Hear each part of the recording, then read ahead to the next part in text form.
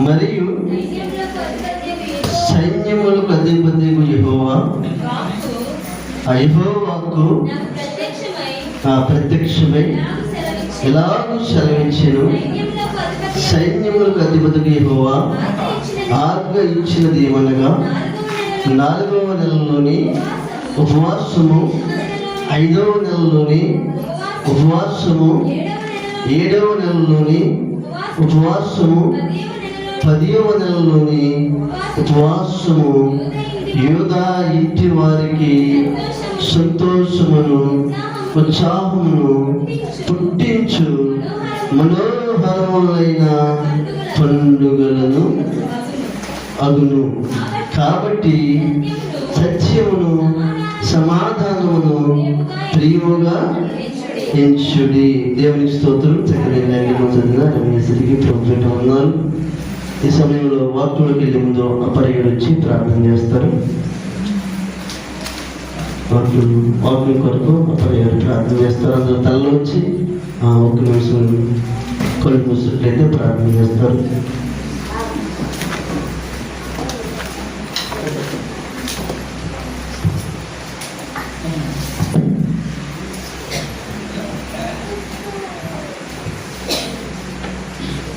ప్రార్థన. ప్రేమ కలిగిన తండ్రి, దయగల యేసు, నీ వందనం. ఇదిగో ప్రభువా, మరి శుక్రవారము మరి గతించినది, మరి శనివారము మరి జరుగుతున్నది ప్రభువా. ఇదిగో మేమందరము ఏక మనసుతో ఆలయంలోకి వచ్చాం ప్రభువా. వచ్చినటువంటి వారము నిండు ఉండవలే మా హృదయానికి ఇచ్చినటువంటి వాక్యాన్ని సంతృప్తికరముగా మాకు జ్ఞానోదయం చేయండి.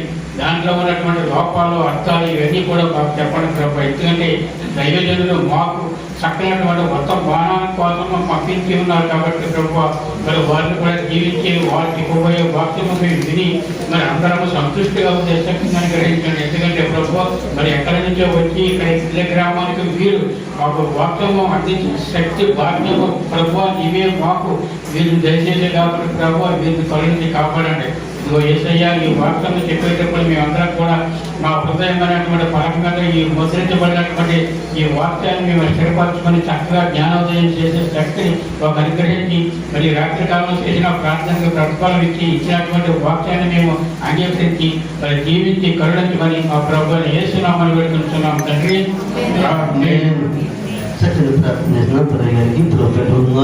దేవుడి స్తోత్రం. దేవుడు శుక్రవారం ఉదయము, రాత్రి, శనివారము ఉదయము తన పరిశుద్ధాత్మతో చక్కగా వాడుకున్నాడు. శ్రేష్టమైన మాటలు మన హృదయాల్లో నింపాడు. తద్వారా మనము కూడా నేర్చుకుంటూ, బలపడుతూ, స్థిరపడుతూ దేవుని వారసులుగా సిద్ధపడడానికి, ఆ రాజ్యంలో మనం స్థానం సంపాదించుకోవడానికి చక్కని వర్తమానం మనం విన్నాం. ఈరోజు రాత్రి కూడా మనం చక్కని వర్తమానం వినబోతున్నాం. మరి ఫోన్ చేసినప్పుడు మనకి డేట్ ఇవ్వడానికి మరి ఎంతగానో మరి మాట తప్పకుండా చక్కగా వస్తుందని మాట ఇచ్చారు. ఆ మాట ప్రకారం ఈరోజు ఎంత దూరం నుంచి వచ్చారంటే అంబాజీ పేట నుంచి అంత దూరం నుంచి ప్రయాసతో ఇక్కడ మన మధ్యకి దేవుడు తీసుకుని వచ్చారు.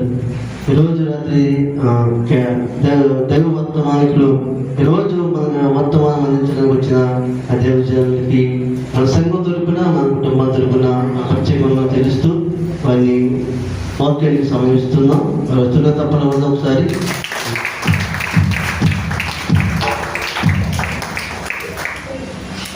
దేవుని స్తోత్రం. హల్లెలూయా. మొదటిగా ఈ యొక్క ప్రార్థనలకు మరొకసారి దేవుడు నన్ను ఏ యోగ్యత లేని తన యొక్క మాటలను, ఏ యోగ్యత లేని నన్ను తన యొక్క విలువైన మాటలను మీ మధ్యలో ఉంచడానికి దేవుడు మరొకసారి నన్ను ఎన్నుకున్న విధానాన్ని బట్టి దేవాది దేవునికి నా కృతజ్ఞతాస్తుతులు చెల్లిస్తున్నాను. అలాగే మరొకసారి దైవజనులు మీ మధ్యలోకి ఆహ్వానించిన ప్రియ దైవజనులు మోషయ్య గారికి, వారి కుటుంబానికి ప్రత్యేకమైన తెలియజేస్తున్నాను. అలాగే సంఘముగా కూడిన మీ అందరూ కూడా ప్రభువైన యేసుక్రీస్తు నామమున మీ అందరికి వందనాలు. దేవుని స్తోత్రం. హల్లెలూయా. చిన్న ప్రార్థన చేద్దాము. నేనైతే ఏమి చేస్తానంటే, ప్రభువా, అల్పుడను అయోగ్యుడిని తండ్రి, నేను నిలబడి ఉన్నాను కాబట్టి నా పక్షాన్ని మీరు మాట్లాడండి, నా నోటి ద్వారా మీరు మాట్లాడండి. నేను ప్రార్థన చేస్తాను. మీరు కూడా నా కోసం ప్రార్థన చేయండి. నిలబడి ఉన్న దైవజనుడు తన నోటి ద్వారా మాకు కావాల్సిన అమూల్యమైన వాక్కులను బయటపరచడం. మీరు నా కొరకు ప్రార్థన చేయండి, నేను కూడా నా కొరకు ప్రార్థన చేసుకుంటాను. నా నోటి ద్వారా ఈ రాత్రి దేవుడు మాట్లాడబోతున్నాడు. మహోన్నతుడా యేసయ్యా, నీకు వందనం, నీకు స్తోత్రములు ప్రభా. అల్పుడను తండ్రి, అయోగ్యుడను ప్రభా, ఎన్నిక లేని వాడిని ప్రభా, నీ యొక్క విలువైన పరిచర్యలు నన్ను వాడుకుంటున్నారు ప్రభా. అనేక ప్రాంతాల్లో తండ్రి నీ మాటలను బోధించడానికి, నా కంఠాన్ని ప్రభా, నీ యొక్క వాక్యాన్ని తండ్రి అనేక మందికి ప్రకటించడానికి ప్రభా మీరు నన్ను వాడుకుంటున్న విధానం బట్టి నీకు వందనములు, స్తోత్రములు.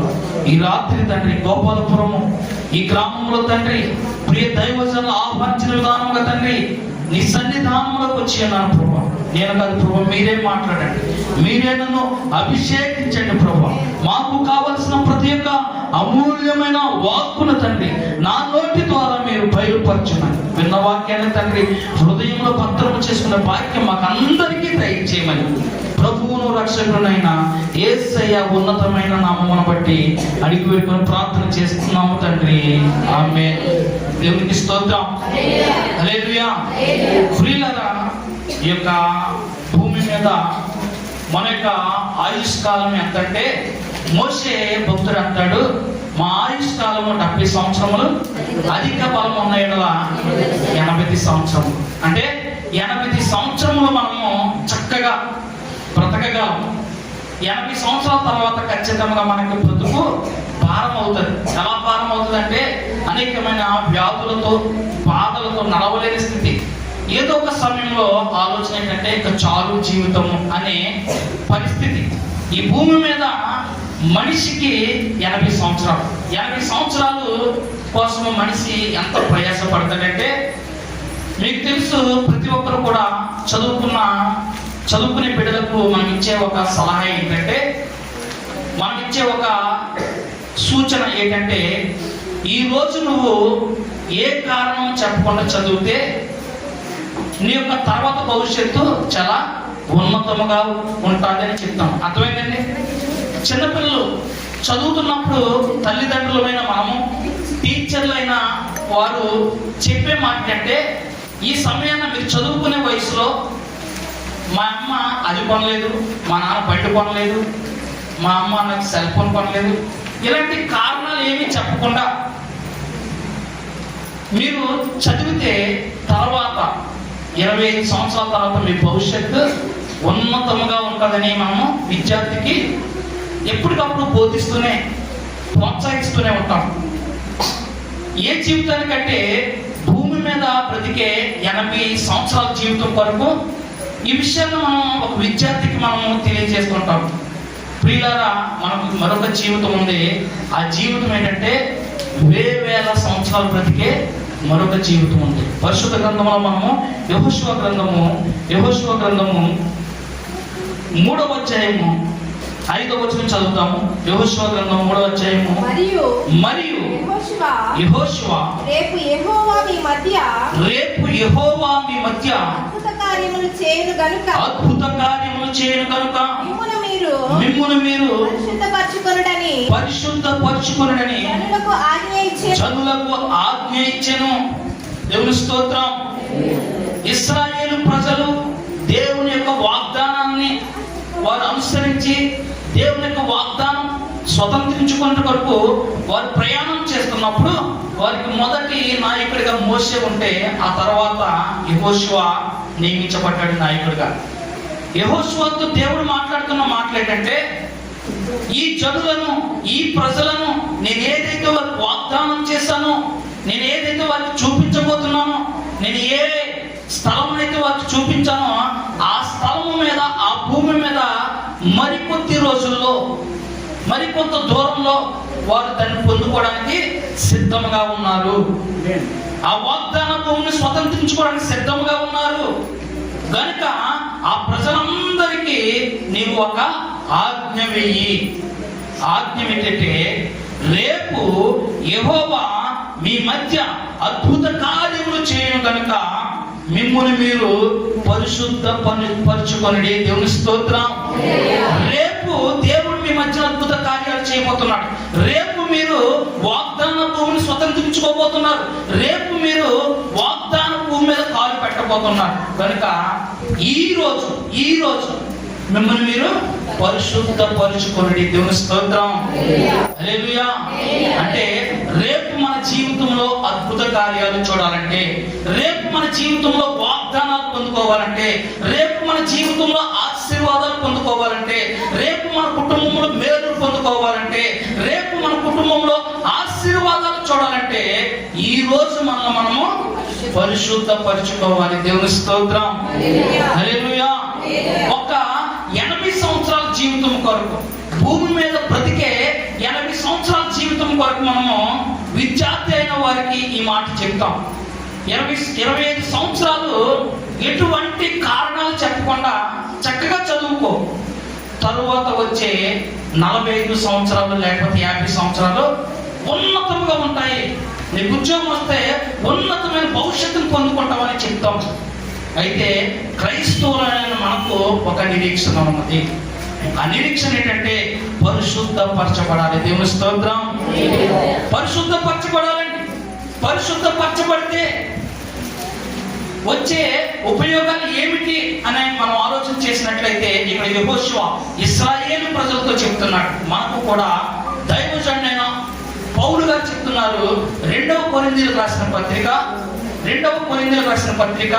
7వ అధ్యాయము 1వ వచనం చూసినట్లయితే మనకు కూడా ఉన్నాయండి. ఆనాడు ఇశ్రాయేలు ప్రజలకే కాదు, ఈనాడు మనకు కూడా ఉన్నాయి. 2వ కొరింథీయులకు రాసిన పత్రిక 7వ అధ్యాయము 1వ వచనం చదువుదాము. ప్రియులారా, మనకును ఈ వాగ్దానములు ఉన్నవి కనుక దేవుని యందు భయముతో పరిశుద్ధతను సంపూర్తి చేసుకొనుచు శరీరమునకును ఆత్మకును కలిగిన సమస్త కల్మషము నుండి మనలను పవిత్రులుగా చేసుకుందాము. దేవుని స్తోత్రం. హల్లెలూయా. ఆనాడు ఇశ్రాయేలు ప్రజలకు దేవుడు చూపించబోయే ఒక వాగ్దాన భూమి ఉందండి. వారు అడుగు పెట్టబోయేది అది ఒక ఆశీర్వాదకరమైన స్థలము. ఆ స్థలాన్ని వారు పొందుకోబోతున్నారు. వారికి యెహోషువ ఆజ్ఞ చేస్తున్నాడు ఏంటంటే, ఈ రోజు మిమ్మల్ని మీరు పరిశుద్ధపరచుకోండి. ఈ రోజు మిమ్మల్ని మీరు పరిశుద్ధపరచుకుంటేనే రేపు మీరు ఆ భూమి మీద అడుగు పెట్టగలరు. కండిషన్. ప్రియులారా, మనకు కూడా వాగ్దానాలు ఉన్నాయంటే, మనకి కూడా ఈ దినాన వాగ్దానాలు ఉన్నాయి. మనం కూడా వాటిని పొందుకోవాలంటే, మనం కూడా వాటిని స్వతంత్రించుకోవాలంటే, మనం కూడా శరీరమునకును ఆత్మకు కలిగిన సమస్త కల్మషము నుండి మనం ఎలా ఉండాలంటే పవిత్రపరచుకునే వారు ఉండాలి. దేవుని స్తోత్రం. హల్లెలూయా. హల్లెలూయా. పరిశుద్ధ గ్రంథంలో మనం చూసినప్పుడు నోవాహు అనే ఒక భక్తుడు కనబడతాడు. పరిశుద్ధ గ్రంథంలో 6వ అధ్యాయం 9వ వచనం చూసినప్పుడు నోవాహు గురించి దేవుడు చక్కటి మాటలు పలుకుతాడు. 6వ అధ్యాయము 9వ వచనం చూస్తే నోవాహు వంశావళి ఇదే. నోవాహు నీతిపరుడును తన తరములో నిందారహితుడునై ఉండెను. నోవాహు దేవునితో కూడా నడిచిన వాడు. దేవుని స్తోత్రం. అలాగే 7వ అధ్యాయము 1వ వచనం చూసినట్లయితే యెహోవా అంటున్న మాటలు, ఈ తరము వారిలో నీవే నా ఎదుట నీతిమంతుడు అయినట చూచి తిని. దేవుని స్తోత్రం. నోవాహు గురించి దేవుడు చక్కటి మాటలు తన గురించి, తన వంశం గురించి చెప్తూ అంటున్న మాటలు ఏంటంటే, నోవాహు నీతిపరుడు, నోవాహు నిందారహితుడు, నోవాహు దేవునితో నడిచిన వాడు, దేవుని కృప పొందినవాడు. ఈ తరం అంతటిలో దేవుని ఎదుట నీతిమంతుడిగా ఉన్న వ్యక్తి ఉన్నాడంటే నోవాహు అంటే. దేవుని స్తోత్రం. హల్లెలూయా. అయితే దేవునికి ఒక బాధాకరమైన విషయం ఏంటంటే, 7వ అధ్యాయము 4వ వచనం చూసినప్పుడు, ఎందుకనగా ఇంకను 7 దినములకు నేను 40 పగళ్లను 40 రాత్రులను భూమి మీద వర్షం కురిపించి నేను చేసిన సమస్త జీవరాశులను భూమి మీద ఉండకుండా తుడిచి వేయునని నోవాహుతో చెప్పాను. నోవాహుతో అంటున్నాడు, ఈ యొక్క జనాంగాన్ని అంతటిని చూసినప్పుడు నాకు చాలా బాధ కలుగుతుంది. నా పోలికలో, నా స్వరూపంలో నేను వీరందరినీ సృజించుకుంటే ఎవరికి వారు ఇష్టానుసారంగా భయం లేక భక్తి లేక బ్రతుకుతున్నారు. ఇలాంటి పాపపు జనాంగము మధ్యన నువ్వు ఎలా ఉన్నావంటే నీతిమంతుడుగా ఉన్నావు. ఈ పాపపు జనాంగం మధ్య నువ్వు నిందారహితుడుగా ఉన్నావు. ఈ పాపపు జనాంగం మధ్య నువ్వు యథార్థవంతుడుగా ఉన్నావు. దేవుని కృప పొందిన వాడిగా ఉన్నావు. కానీ ఈ జనాంగాన్ని చూసినప్పుడు నాకు చాలా కోపం. ఏంటంటే కోపం విని భూమి మీద వీరి యొక్క ఆనవాళ్ళు లేకుండా సమస్త జీవరాశులను కూడా ఒక భయంకరమైన జల ప్రళయంతో నేను తుడిచివేయాలని ఉందనేసి దేవుడు నోవాహుతో చెప్తూ నోవాహు గురించి దేవుడు మాటలు రాయిస్తున్నాడు. దేవుని స్తోత్రం. నోవాహు నీతిమంతుడు అంటండి, నోవాహు నిందారహితుడు, నోవాహు యథార్థవంతుడు, దేవుని కృప పొందిన వాడు, దేవుడితో నడిచిన వాడు. అయితే ఇన్ని మంచి లక్షణాలు నోవాహులో దేవుడు చూశాడు. ఆ యొక్క జనాలు చూసినప్పుడు అందరూ కూడా భయంకరమైన పాపము ఎవరి ఇష్టానుసారం ఎలాగైనా బ్రతికేయవచ్చు అనే ఆలోచనలో ఉన్న ఆ ప్రజల మధ్యన నోవాహు ఎంత విధేయత కలిగిన వాడు ఉన్నప్పుడు దేవుడు నోవాహు గురించి రాయిస్తూ నోవాహును గురించి మంచి మాటలు తెలియజేస్తూ ఈ జనాలను ఎలాగైనా సరే ఎంత పాపపు జనంగానేమో తుడిచివేయాలని చెప్తున్నప్పుడు నోవాహు అంటున్న మాట ఏంటంటే నీవు నీతిమంతుడివే, నీవు యథార్థవంతుడివే, నీవు నిందారహితుడివే, నీవు నాతో నడిచిన అనుభవం ఉంది. అయినప్పటికీ నీ కొరకు నీవు ఓడ కట్టుకోవాలి. ఎక్కడుందండి? 6వ అధ్యాయము 14వ వచనం చదువుదాం. చితిసారకపు మ్రానుతో నీ కొరకు ఓడను చేసుకొనుము, అరలు పెట్టి ఆ ఓడను చేసి లోపటను వెలుపటను దానికి కీలు పోయవలను తెలుస్తోత్రం. మరి దేవుడే చెప్తున్నాడు కదా నోవాహు గురించి గొప్ప సాక్ష్యము, నీతిమంతుడు, యథార్థవంతుడు, దేవుడితో నడిచిన వాడు, నిందారహితుడు అని చెప్తూ మరి ఈ యొక్క ప్రళయం నుంచి, ఆ జల ప్రళయం నుంచి మరి ఇన్ని మాటలు చెప్పిన దేవుడు ఆ ప్రళయం నుంచి కూడా తప్పించవచ్చు కదా ఏదో రకంగా. కాదు, ఒక కండిషన్ ఉంది.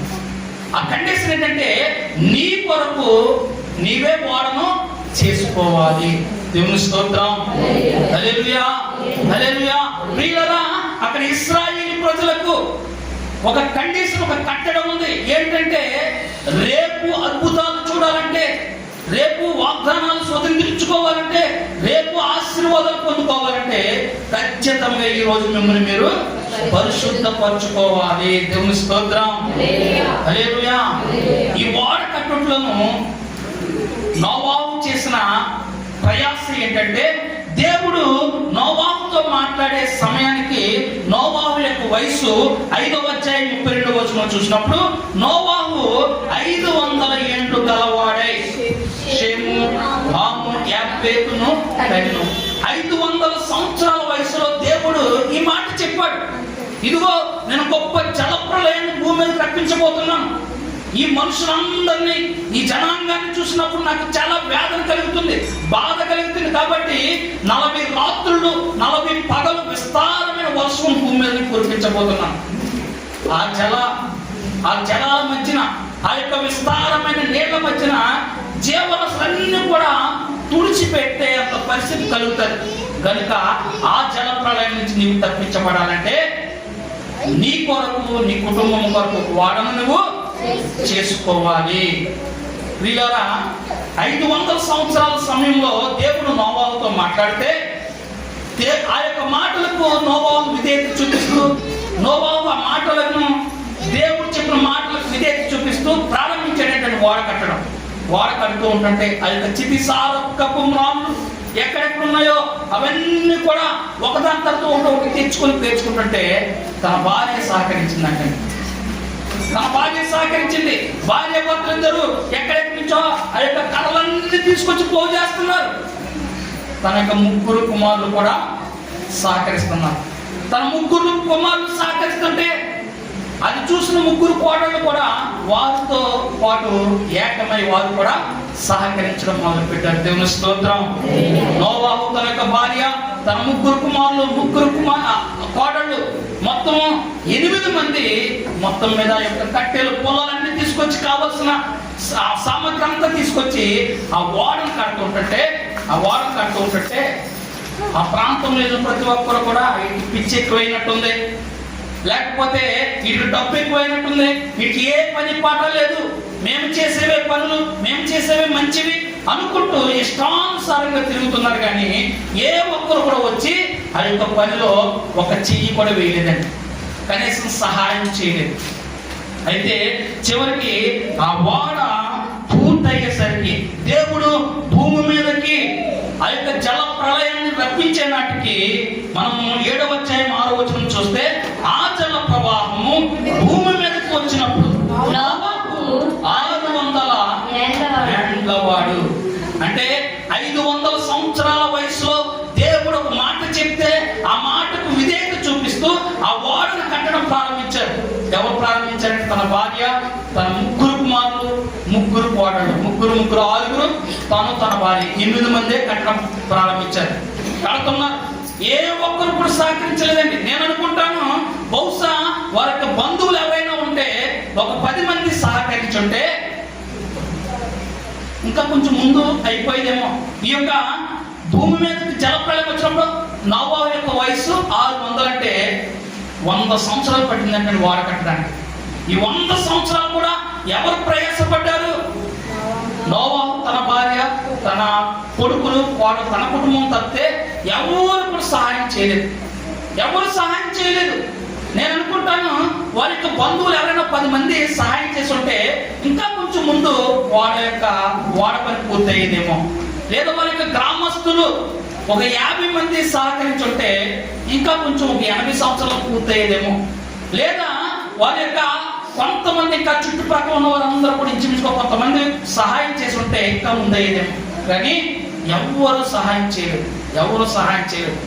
ఎవరు చేశారంటే ఆ కుటుంబం మాత్రమే కష్టపడింది, ఆ కుటుంబం మాత్రమే పని చేసుకుంది. దేవుని స్తోత్రం, హల్లెలూయా. మరి ఎవరు తప్పించబడ్డారు ప్రళయం నుంచి?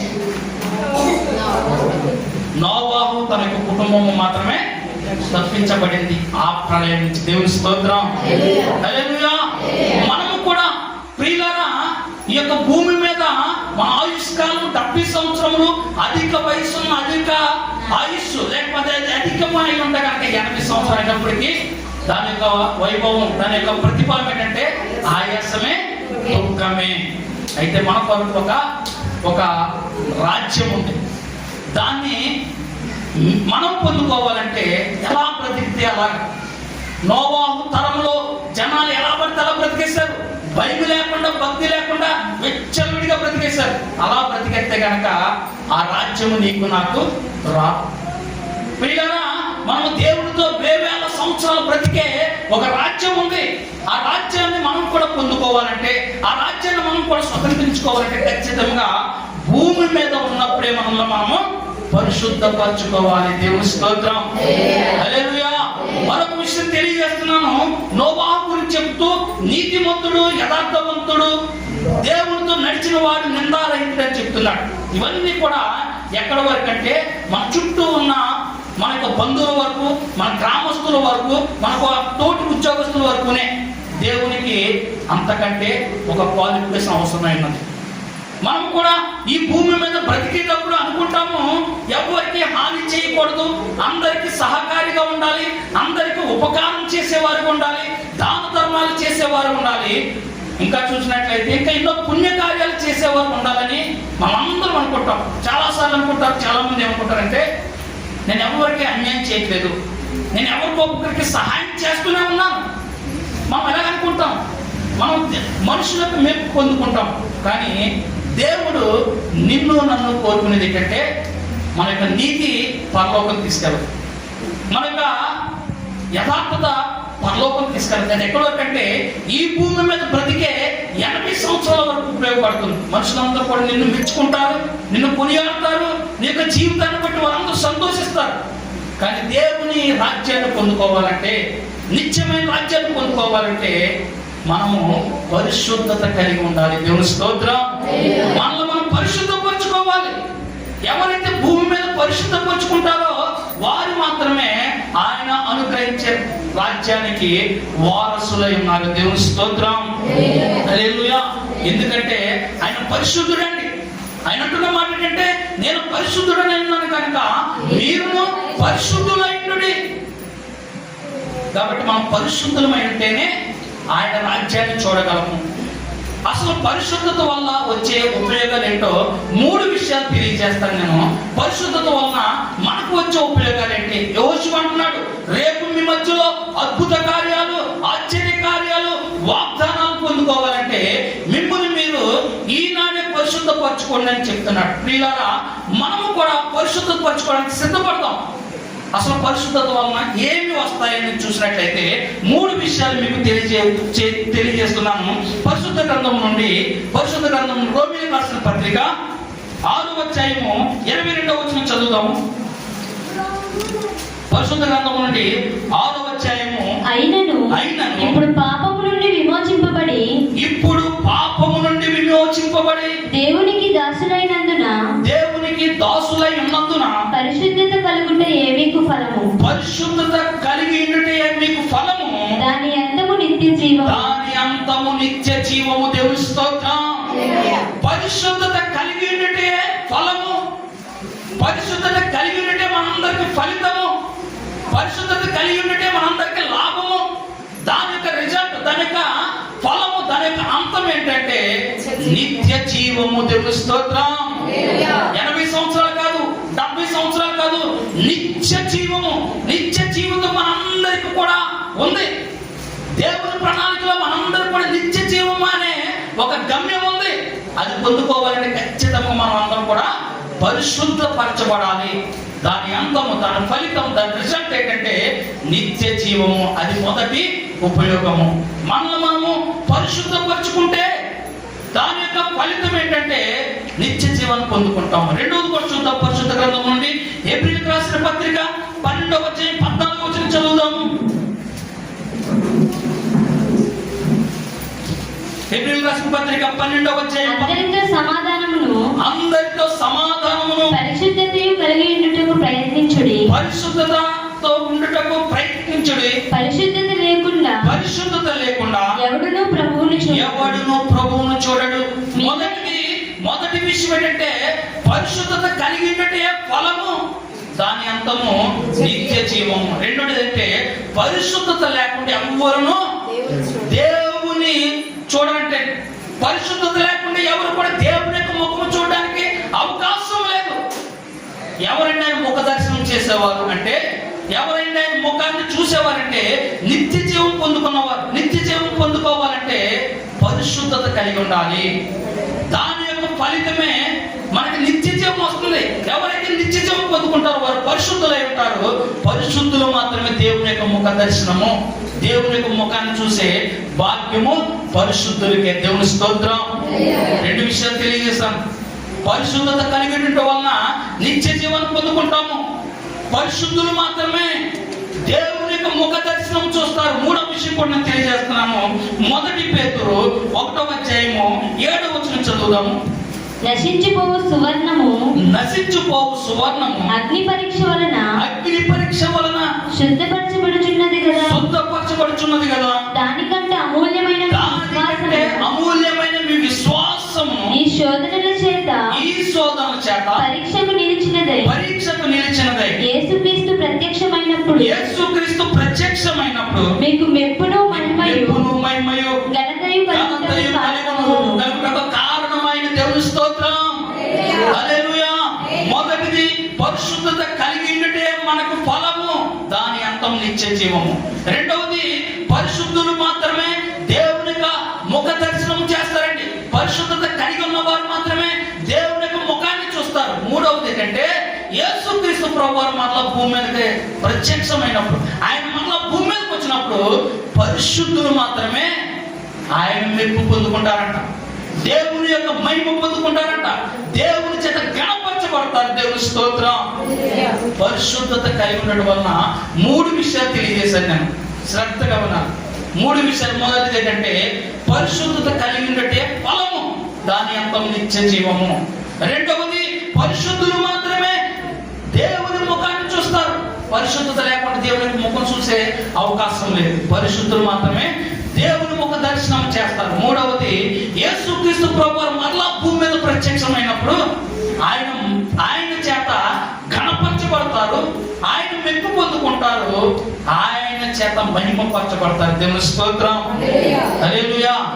కనుక మనము పరిశుద్ధత కలిగి ఉండడానికి ప్రయత్నం చేయాలి. ఎందుకంటే ఆయన చెప్తున్న మాటలు 1 పేతురు 1:14-15 చూసినప్పుడు, నేను పరిశుద్ధుడని ఉన్నాను కనుక మీరును పరిశుద్ధులైనడే. పరిశుద్ధతలో మహనీయుడవు, నీ వంటి దేవుడు జగమున లేడు.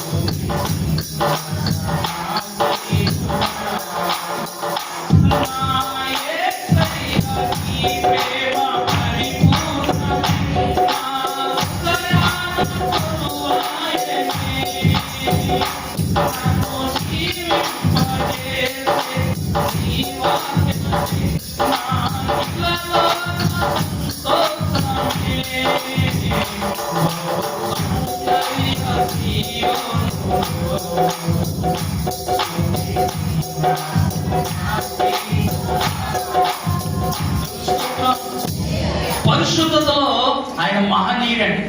ఆయన వంటి దేవుడు మరొక ఎవరు కూడా లేరు. ప్రియులారా, పరిశుద్ధత కలిగి ఉండడానికి ప్రయత్నం చేద్దాం. పరిశుద్ధత వలన 3 విషయాలు మనం పొందుకుంటాం. ఒకటి, నిత్య జీవాన్ని పొందుకుంటాం. రెండవది, దేవుని యొక్క ముఖ దర్శనం చేస్తాం. మూడవది, ఆయన మరలా భూమి మీద ప్రత్యక్షమైనప్పుడు ఆయన మెప్పు, ఆయన మహిమ, ఆయన ఘనత పొందుకుంటాం. దేవుని స్తోత్రం. అయితే పరిశుద్ధత ఎలా వస్తుంది? ఏ విధంగా బ్రతుకుతే పరిశుద్ధత వస్తుంది? ఏ విధంగా జీవిస్తే పరిశుద్ధత వస్తుంది? ఏ విధంగా దేవుల్లో ఉంటే పరిశుద్ధత వస్తుందో 3 విషయాలు ఈ రాత్రి మీ అందరికి తెలియజేయబోతున్నాను. పరిశుద్ధ గ్రంథం నుండి లూకా సువార్త 7వ అధ్యాయము 44వ వచనం చదువుతాము. లూకా సువార్త 7వ అధ్యాయం 44వ వచనం చదువుతాము. ఆ స్త్రీ వైపు తిరిగి సీమోనుతో ఇట్లనెను, ఈ స్త్రీని చూచుచున్నావే, నేను నీ ఇంటిలోకి రాగా నీవు నా పాదములకు నీళ్ళివ్వలేదు, కానీ ఈమె తన కన్నీళ్లతో నా పాదములను తడిపి తన తల వెంట్రుకలతో తుడిచెను. నీవు నన్ను ముద్దు పెట్టుకొనలేదు గాని నేను లోపలికి వచ్చినప్పటి నుండి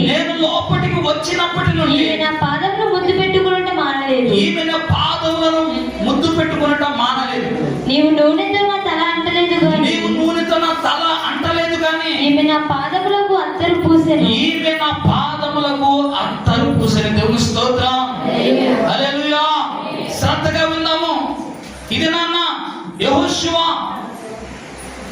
అయితే ఇశ్రాయేలు ప్రజలతో చెప్పిన మాటలు మనం విన్నాము. ఇది నాన్న దేవుడు మనతో చెప్తున్న మాటలు ఏంటంటే, మనల్ని మనం పరిశుద్ధపరచుకోవాలి. ఎలా పరిశుద్ధత కలిగి ఉంటుందంటే, ఇక్కడ ఒక విషయం మనం చూస్తున్నాం. లూకా సువార్త 7వ అధ్యాయం 44వ వచనంలో యేసుక్రీస్తు ప్రభువారిని ఒక శిష్యుడు ఆయనతో నడుస్తున్న, ఆయనతో ప్రయాణం చేస్తూ, ఆయనతో సహవాసం కలిగి ఉన్న ఒక శిష్యుడు యేసుక్రీస్తు ప్రభువారిని తన గృహంలోకి ఆహ్వానించాడు. యేసుక్రీస్తు ప్రభువారి గృహానికి వచ్చాడు. కనీసం ఆయన ఏమాత్రం కూడా వెళ్ళి ఆయనను రండి లోనకి రండి అనేసి ఆహ్వానించలేకపోయారు. ప్రియులారా, మనం కూడా ఎవరైనా బంధువులు ఒకవేళ మన గృహానికి ఆహ్వానిస్తే కనుక వారు వస్తూ ఉండగానే మన గుమ్మం దాటి వెళ్ళి రండి అనేసి మనం పిలుస్తాం. కానీ యేసుక్రీస్తు ప్రభు వారికి ఇక్కడ ఇది జరగలేదు. ఆయన రమ్మని పిలిచారు కానీ కనీసం ఆయన లోనికి ఆహ్వానించలేదు. వచ్చిన వ్యక్తికి అక్కడ చెంబు నీళ్ళు ఇచ్చి పాదాలు కడుక్కోమని కూడా చెప్పడం లేదా ప్రియులారా. కానీ యేసుక్రీస్తు ప్రభు వారు లోనికి వచ్చారు, ఆయన కూర్చున్నారు. ఒక స్త్రీ మాత్రం వచ్చి ఆయన పాదాల మీద పడి కన్నీళ్లు విడుస్తూ ఏడుస్తుందంటే ఏడుస్తూ ఉంటే తన కన్నీళ్లు ధారాళముగా కన్నీళ్లు వస్తూ ఆయన పాదాల మీద పడుతుంటే మరలా ఏం చేస్తుందంటే ఆవిడ ఆ నీళ్లను తన యొక్క తల వెంట్రుకలతో తుడుస్తుంది. ఇంకా ఏం చేస్తుందంటే నా యొక్క కన్నీళ్ళు ఆయన పాదాల మీద పడ్డాయి. ఈ కన్నీళ్లు ఆయన మీద పాదాల మీద పడ్డాయి కాబట్టి వీటి యొక్క వాసన పోవాలంటే తన యొక్క దగ్గర ఉన్న అత్తరు బుడ్డి తీసి అత్తరు పూసి కాళ్ళంతా కూడా అత్తరు పోస్తుందంటే ఇలా జరుగుతుంది. యేసుక్రీస్తు ప్రభు వచ్చి కూర్చున్నారు. చాలా సేపటి నుంచి ఆ స్త్రీ అదే పని చేస్తుంది, ఏడుస్తుంది దుఃఖపడుతుంది. తనకు దుఃఖం అంతా కూడా కన్నీటి రూపంలో యేసయ్య పాదాల మీద పడుతుంటే ఆమె చేసే పని ఏంటంటే తనకు తల వెంట్రుకలతో పుడుస్తుంది. ఆ యొక్క అత్తరు తీసుకుని అత్తరుతో కాళ్ళంతా కూడా అత్తరు పోస్తుంది. ఇంకా అలాగా చూస్తూ పిలిచిన వ్యక్తే, యేసుక్రీస్తు ప్రభువుని ఆహ్వానించిన వ్యక్తే అంటున్న మాట్లాడేటంటే అయ్యా నీ వచ్చిన దగ్గర నుంచి ఈమె నీ పాదాల మీదే పడి ఉంది. ఈమెకి ఈ ప్రాంతం అంతా కూడా ఒక పేరు పెట్టారు. ఈ ప్రాంతం అంతా కూడా ఈమె గురించి ఒక గుసగుసలు మాట్లాడుకుంటుంది. ఏంటంటే ఈమె విస్తారమైన పాపములు చేసిన స్త్రీ, ఘోరమైన స్త్రీ అనేసి అందరూ కూడా ఈమె చూసి దూరం వెళ్ళిపోతూ ఉంటారు. ఈమె చూసి కొంచెం పక్కకు జరిగిపోతూ ఉంటారు. అలాంటి స్త్రీ నీ పాదాల మీద పడి అలా ఉంటే నువ్వేం చేస్తావు అన్నప్పుడు యేసుక్రీస్తు ప్రభు వారికి ఇస్తున్న సమాధానం ఏంటంటే నేను నీ గృహంలోకి వచ్చాను, నువ్వు నన్ను ఆహ్వానించావు, కనీసం నా పాదాలు కట్టుకోమని కొన్ని నీళ్లు కూడా ఇవ్వలేదు. కానీ ఈమె నేను వచ్చిన దగ్గర నుండి నా పాదాలను ముద్దు పెట్టుకునటం మానలేదు, తన కన్నీళ్లు విడిచడం మానలేదు, తన యొక్క వెంట్రుకలతో తొడవడం మానలేదు, తన దగ్గర ఉన్న అత్తరుతో ఆ యొక్క నా పాదాల మీద అత్తరును పోయడం మానలేదు. మీరందరూ అంటున్నారు ఈమె విస్తారమైన పాపములు చేసింది, చాలా ఘోరమైన పాపిగా ఈ ప్రాంతం అంతా కూడా ఈమె చిత్రీకరించారు, ఈ ప్రాంతం అంతా కూడా ఈమె విస్తారమైన పాపములు చేసింది అనేసి మీరందరూ అనుకుంటున్నారు. నేను అంటున్న మాట ఏంటంటే ఈమె యొక్క విస్తారమైన పాపములు క్షమించబడినవి. దేవుని స్తోత్రం, హల్లెలూయా. ఒకవేళ మనుషుల పట్ల మనం విస్తారమైన పాపములు చేసిన వారికి కనబడచ్చు. ఆ యొక్క విస్తారమైన పాపములు క్షమించబడాలంటే, కనికరించబడాలంటే కన్నీటి ప్రార్థన చేయాలి. దేవుని స్తోత్రం. కన్నీటి విడుస్తుందండి, కన్నీళ్ళు విడుస్తుంది. ఎంతో బాధతో ఏడుస్తున్నప్పుడు ఆ యొక్క నీళ్లు ఒక జలపాతం వలె కాళ్ళ మీద పడుతుంటే ఆయన అంటున్న మాట ఏంటంటే మీరందరూ అంటున్న మాట విస్తారమైన పాపములు చేసిన స్త్రీ అంటే నేను అనేది ఏంటంటే ఈమె యొక్క విస్తారమైన పాపములు ఈ దినాన క్షమించబడ్డాయి. దేవుని స్తోత్రం, హల్లెలూయా. మనము కూడా అందరూ కూడా పాపం చేసిన వారమే, మనము కూడా అందరూ కూడా పాపము జనాంగం మధ్య బ్రతుకుతున్న వారు. మన పరిశుద్ధులు అనుకోవడానికి లేదు. ప్రియులారా, మనము చూపులోను, మనము ఆలోచనలోను, మన క్రియల్లోను అనేకమైన పాపపు తలంపులు కలిగి ఉన్నాము. మరి మన పాపము కూడా క్షమించబడాలంటే, మన పాపము కూడా కనికరించబడాలంటే మనం కూడా కన్నీటి ప్రార్థన చేసే అనుభవంలోకి రావాలి. దేవుని స్తోత్రం. మొదటి విషయము కన్నీటి ప్రార్థన నిన్ను పరిశుద్ధతలో నడిపిస్తుంది. దేవుని స్తోత్రం. ఆమె కన్నీళ్లు విడిచింది, కన్నీటిని ఒక ప్రవాహం వలె యేసయ్య పాదాల మీద ఆమె వేసింది. ఆ కన్నీళ్లు ఆమె యొక్క పాపాలన్నింటినీ కూడా క్షమించాయి. దేవుని స్తోత్రం.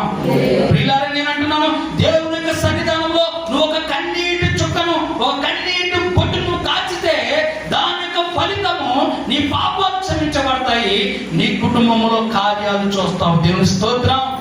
నీ బిడ్డల జీవితంలో కార్యం చూస్తావు, నీ భర్త జీవితంలో కార్యం చూస్తావు, నీ కుటుంబంలో మేలు చూస్తావు. గల కారణం ఏంటంటే నీ కన్నీళ్లు నీ పాపాలను క్షమించేస్తాయి. మన పరిశుద్ధ గ్రంథంలో ఒక స్త్రీని చూస్తాము, హన్నా అనే ఒక స్త్రీని చూస్తాము. ఆమె యొక్క జీవితం మీకు తెలుసు. పెళ్ళయింది, సంవత్సరాలు గడుస్తున్నాయి. ఆ ప్రాంతం వారందరూ కూడా ఆమెకు ఒక పేరు పెట్టారు. ఏ పేరు? ఆ పేరు గొడ్రాలు. ఆమె యొక్క గర్భాన ఫలము లేదు, ఆమెకు బిడ్డలు లేరు. ఆమెను జనాలు చూసినప్పుడు, తన భర్త కూడా ఎవరైనా చూసినప్పుడు వారందరూ గుర్తొచ్చేది ఏంటంటే ఈమె గొడ్రాలు. ఆ యొక్క మాట చేత ఆమె కుమిలిపోయింది. ఈ ప్రాంతంలో ఎక్కడైనా మందిరం దొరుకుతుందని చూసినప్పుడు శిలోహు మందిరం దొరికింది. ఆ మందిరానికి వెళ్ళి ఆమె కన్నీళ్లు విడిచుతూ ప్రార్థించడం ప్రారంభించింది. దేవుని స్తోత్రం, హల్లెలూయా. నెలలు ప్రార్థించింది, సంవత్సరాలు ప్రార్థించింది, ఏడుస్తుంది. కన్నీళ్ళని కూడా ఎన్నో కన్నీళ్లు మందిరంలో కాలుస్తుంది. దైవజనం చూస్తున్నాడు, ఈమెకి ఏదో బాధ ఉంది, ఏడుస్తుంది, కన్నీళ్ళు విడుస్తుంది అనుకున్నాడు. అలాగ కొంతకాలం అయ్యేసరికి కన్నీళ్ళు ఆగిపోయి కన్నీళ్ళు రావట్లేదు. ఆమె లోన కుమిలిపోతున్నప్పుడు దైవజనుడు వచ్చి, ఏంటమ్మా నువ్వు ఏమైనా ఇదివరకు బాగానే ప్రార్థన చేసేదానికి, కన్నీళ్ళు విడిచేదానికి, కన్నీళ్ళు రావట్లేదు, ఏం రావట్లేదు, ఎలా కుమిలిపోతున్నావు, ఏం జరుగుతుంది, నువ్వేమైనా ద్రాక్ష రసాన్ని సేవించావా అని అడుగుతుంటే ఆమె అంటున్న మాట ఏంటిది? అయ్యా, నా ఆత్మను దేవుని మందిరంలో కుమ్మరించుకుంటున్నాను. దేవుని స్తోత్రం. తన యొక్క కన్నీటి ప్రార్థన, తన యొక్క హృదయ కుమ్మరింపు ఎక్కడికి తీసుకెళ్ళిందంటే, తన గర్భాన ఒక కుమారుడు పుట్టాడు. ఆ కుమారుడు చిన్నతనంలోనే ఆ కుమారుడి పేరుతో దేవుడు సమూయేలు అని ముమ్మారు పిలిచాడు. దేవుని స్తోత్రం. గల కారణం తన యొక్క తల్లి కాచిన కన్నీళ్లు. తన తల్లి కాచిన కన్నీళ్లు ఎక్కడికి తీసుకెళ్ళిందంటే, తన గర్భాన పుట్టిన కుమారుడిని దేవుడు పేరుతో పిలిచే అంత స్థాయికి తీసుకెళ్ళింది. దేవుని స్తోత్రం. అంత మాత్రమే కాదు, తర్వాత సమూయేలు యొక్క భవిష్యత్తు చూస్తే ఇశ్రాయేలు రాజులు సైతం సమూయేలు యొక్క మాట వినాల్సిందే. రాజులను శాసనాలు రాజుకు వేసేవాడు. మీరు ఆ ప్రాంతం వెళ్ళండి, అటువైపు ఉండండి, మీరు ఎలా ఉండండి, అలా చేయండి. అంత మాత్రం కాదు, కొంతమంది రాజులను అభిషేకించిన ఘనత కూడా సమూయేలుకు దక్కింది. దేవుని స్తోత్రం. గల కారణం ఏంటంటే, తన యొక్క తల్లి దేవుని యొక్క సన్నిధిలో కన్నీటి ప్రార్థన చేసింది. ప్రజలందరూ తనకి ఏమైతే పేరు పెట్టారో ఆ పేరును కన్నీటి ప్రార్థనతో ఆమె తుడిచేసుకుంది. ఆమె పాపాలన్నీ కూడా క్షమించబడ్డాయి. ఆమె తన గర్భాన ఒక అద్భుతమైన కుమారుడు పొందుకుంది. అతడు దేవుని ప్రవక్త, దైవజనుడు, అనేకమైన రాజులను అభిషేకించిన వాడుగా ఘనత పొందాడు. దేవుని స్తోత్రం. ఈ రాత్రి మొదటి విషయం ఏంటంటే, పరిశుద్ధత మనకి ఎలా వస్తుందంటే కన్నీటి ప్రార్థన ద్వారా. కన్నీటి ప్రార్థన అనుభవం ఎవరైతే కలిగి ఉంటారో వారు పరిశుద్ధపరచబడతారు, దేవుని యొక్క కార్యాలను పొందుకుంటారు. దేవుని స్తోత్రం, హల్లెలూయా. కనుక కన్నీటి ప్రార్థన చాలా విలువైనది. మనం వ్యర్థమైన వాటి కొరకు కన్నీటిని కార్చేవారి రోజుల్లో చాలా మంది ఉన్నారు. చాలా మంది కల్పన కథలైన సీరియళ్లకు, సినిమాలకు ఎంతో మంది కన్నీళ్లు. తర్వాత ఏం జరుగుతుందో వ్యర్థమైనవి కల్పన కథలని వారిని క్లియర్గా రాసి ఉంటుంది ఆ సీరియల్ ముందే. అవన్నీ తెలిసి కూడా కన్నీళ్లు కార్చేవాళ్ళు ఎంతమంది లేరు.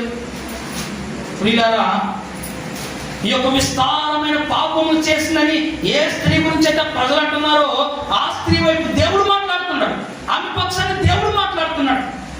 మీరు నేను కూడా దేవుని యొక్క సన్నిధానంలో కన్నీటి ప్రార్థన చేసేవారు ఉంటే కనుక మనం కనికరించబడతాము, మన పాపాలను క్షమించుకునే వారు ఉంటాము, పరిశుద్ధతలోకి నడిపించబడతాము. దేవుని స్తోత్రం.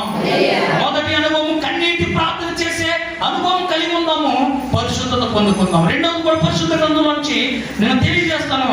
ఎఫెసీయులకు రాసిన పత్రిక 5వ అధ్యాయము 25 నుండి 27 వరకు చదువుతాము.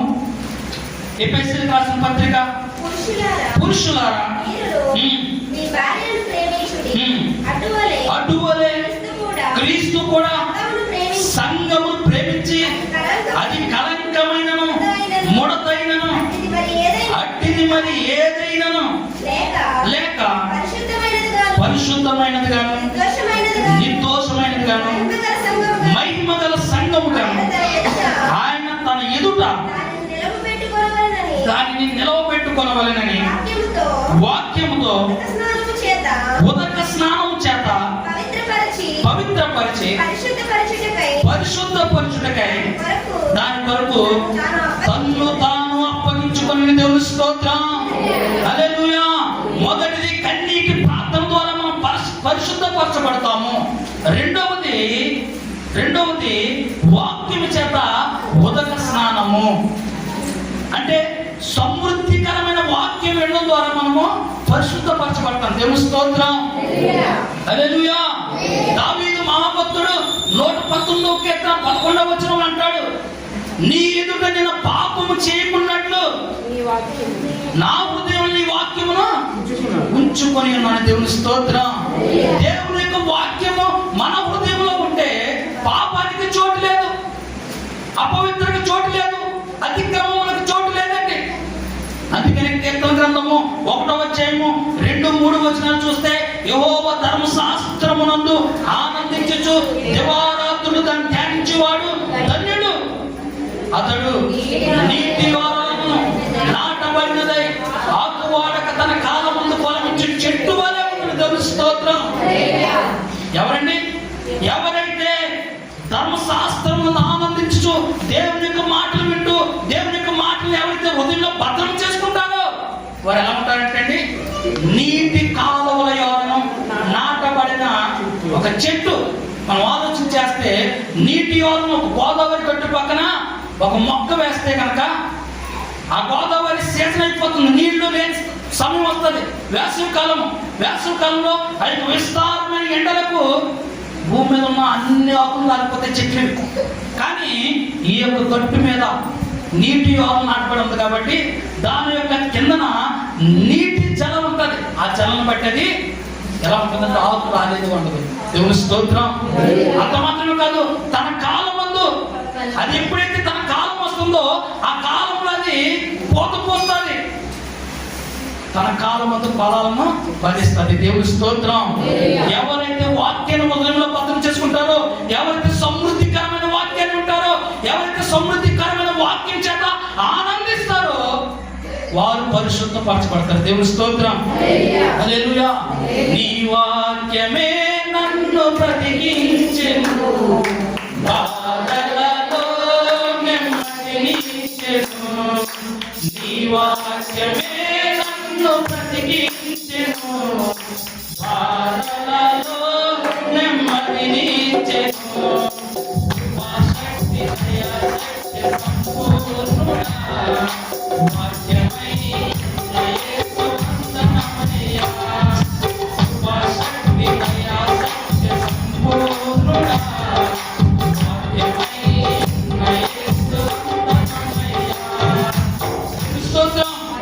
వాక్యం ఎవరంటే దేవుడై ఉన్నాడు.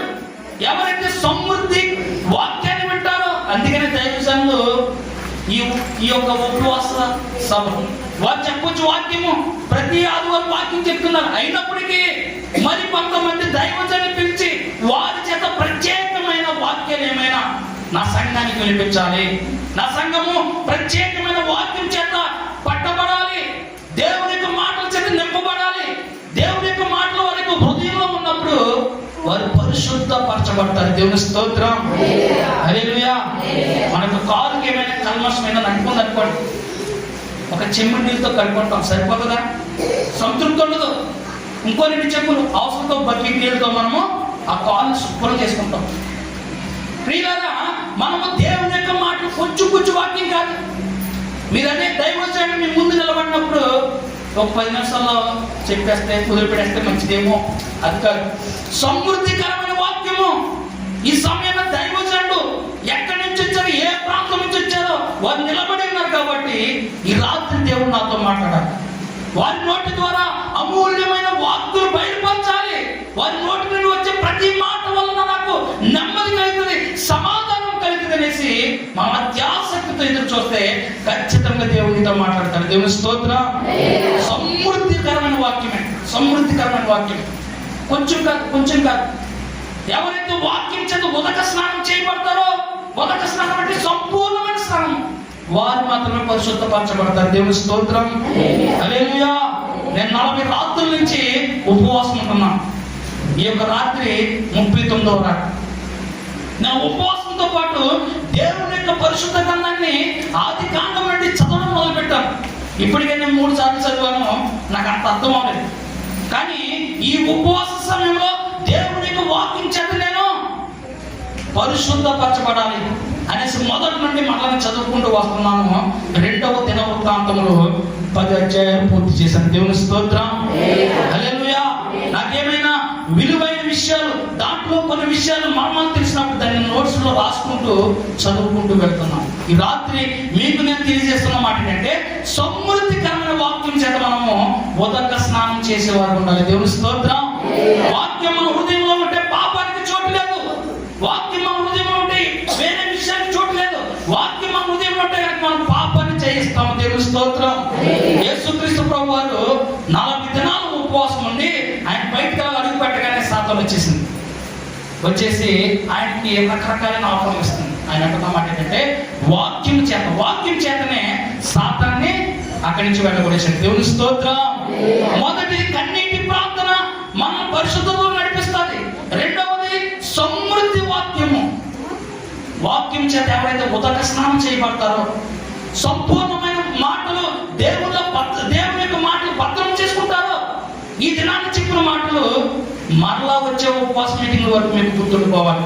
ఒకవేళ నేనే పిలువబడితే, లేదా ఈ దినాన్న ఈ యొక్క మధ్యాహ్నం ఎవరైతే దైవజనులు వచ్చారో వారే పిలువబడితే కనుక వారు వచ్చి నేను గత సంవత్సరం ఏం చెప్పానమ్మా అంటే మీరు ఆ వాక్యాన్ని చెప్పగలగాలి. దేవుని స్తోత్రం. అది ఉదక స్నానము, అది ఉదక స్నానం, అది పరిపూర్ణమైన వాక్యం చేత నింపబడటం. అంటే ఆయన అలాగే మనం అలాగే మర్చిపోతే కనుక అది పరిపూర్ణమైన వాక్యం వెళ్ళడం కాదు. ప్రియులారా, వాక్యం చేత ఉదక స్నానం చేయబడితే మనం పవిత్రపరుచుకుంటాము, పరిశుద్ధపరచబడతాము. దేవుని స్తోత్రం. మొదటిది కన్నీటి ప్రార్థన మిమ్మల్ని పరిశుద్ధతలో నడిపిస్తుంది. రెండవది వాక్యము, పొడి మాటలు కాదు, 5 నిమిషాలు 2 నిమిషాలు కాదు, షార్ట్లు కాదు, సమృద్ధికరమైన వాక్యం వింటూ ఉంటుంటే దేవుడు నీతో మాట్లాడుతున్నట్టు ఉండాలి. దేవుని స్తోత్రం. వాక్యాన్ని చదువుతూ ఉంటే, దైవజనులు వాక్యాన్ని బోధిస్తుంటే నాతోనే దేవుడు ఈ దినాన్ని మాట్లాడుతున్నాడు, ఈ రాత్రి దేవుడు నాతోనే మాట్లాడుతున్నాడు నువ్వు అన్వయించుకుంటూ ఉండాలి. దేవుని స్తోత్రం. అది సమృద్ధికరమైన వాక్యం చేత ఉదక స్నానం అంటే. ఎవరైతే సమృద్ధి వాక్యాన్ని హృదయంలో భద్రం చేసుకుంటారో వారు పరిశుద్ధతలోకి నడపబడతారు. దేవుని స్తోత్రం. 3వ విషయం మనం తెలియజేస్తాను. పరిశుద్ధత వలన వచ్చే 3 ఉపయోగాలు ఏంటంటే, పరిశుద్ధత నిత్య జీవాన్ని ఇస్తుంది. పరిశుద్ధులు మాత్రమే దేవుని యొక్క ముఖ దర్శనం చేస్తారు. పరిశుద్ధులు మాత్రమే యేసుక్రీస్తు ప్రభువు మళ్ళా భూమి మీదకి ప్రత్యక్షమైనప్పుడు ఆయన చేత మెప్పు పొందుకుంటారు, ఆయన చేత గణపరచబడతారు, ఆయన చేత మహిమపరచబడతారు. అయితే ఎలాగ మనం బ్రతకాలి, ఏ విధంగా ఉంటే పరిశుద్ధత వస్తుంది అంటే, మొదటిది కన్నీటి ప్రార్థన ద్వారా మనం పరిశుద్ధం అవుతాం. రెండవది సమృద్ధికరమైన వాక్యం చేత మనము పరిశుద్ధపరచబడతాం. దేవుని స్తోత్రం. మూడవది మనం తెలియజేస్తున్నాం పరిశుద్ధ గ్రంథం నుండి యెషయా గ్రంథము 6వ అధ్యాయము 7వ వచనం చదువుతాము. ఇది నీ పెదవులకు తగిలిన కనుక నీ పాపమునకు ప్రాయశ్చిత్తమైనను, నీ దోషము తొలగిపోయేను. దేవుని స్తోత్రం. హల్లెలూయా. ఈ మాట ఎవరు చెప్తున్నారంటే, ఒక సెరాపు కెరూబులు ఎక్కడ ఉంటారంటే, దేవుని యొక్క సింహాసనం ఎక్కడంటే పరలోకములో ఉంటారు. అందుకే చక్కటి పాట మనం వింటాం. సెరాపులు కెరూబులు నిత్యము నిన్ను స్తుతించుచున్నవి, మహాదూతలు ప్రధాన దూతలు నీ నామము కీర్తించుచున్నవి. సెరాపులు కెరూబులు నిత్యము నిన్ను స్తుతించుచున్నవి,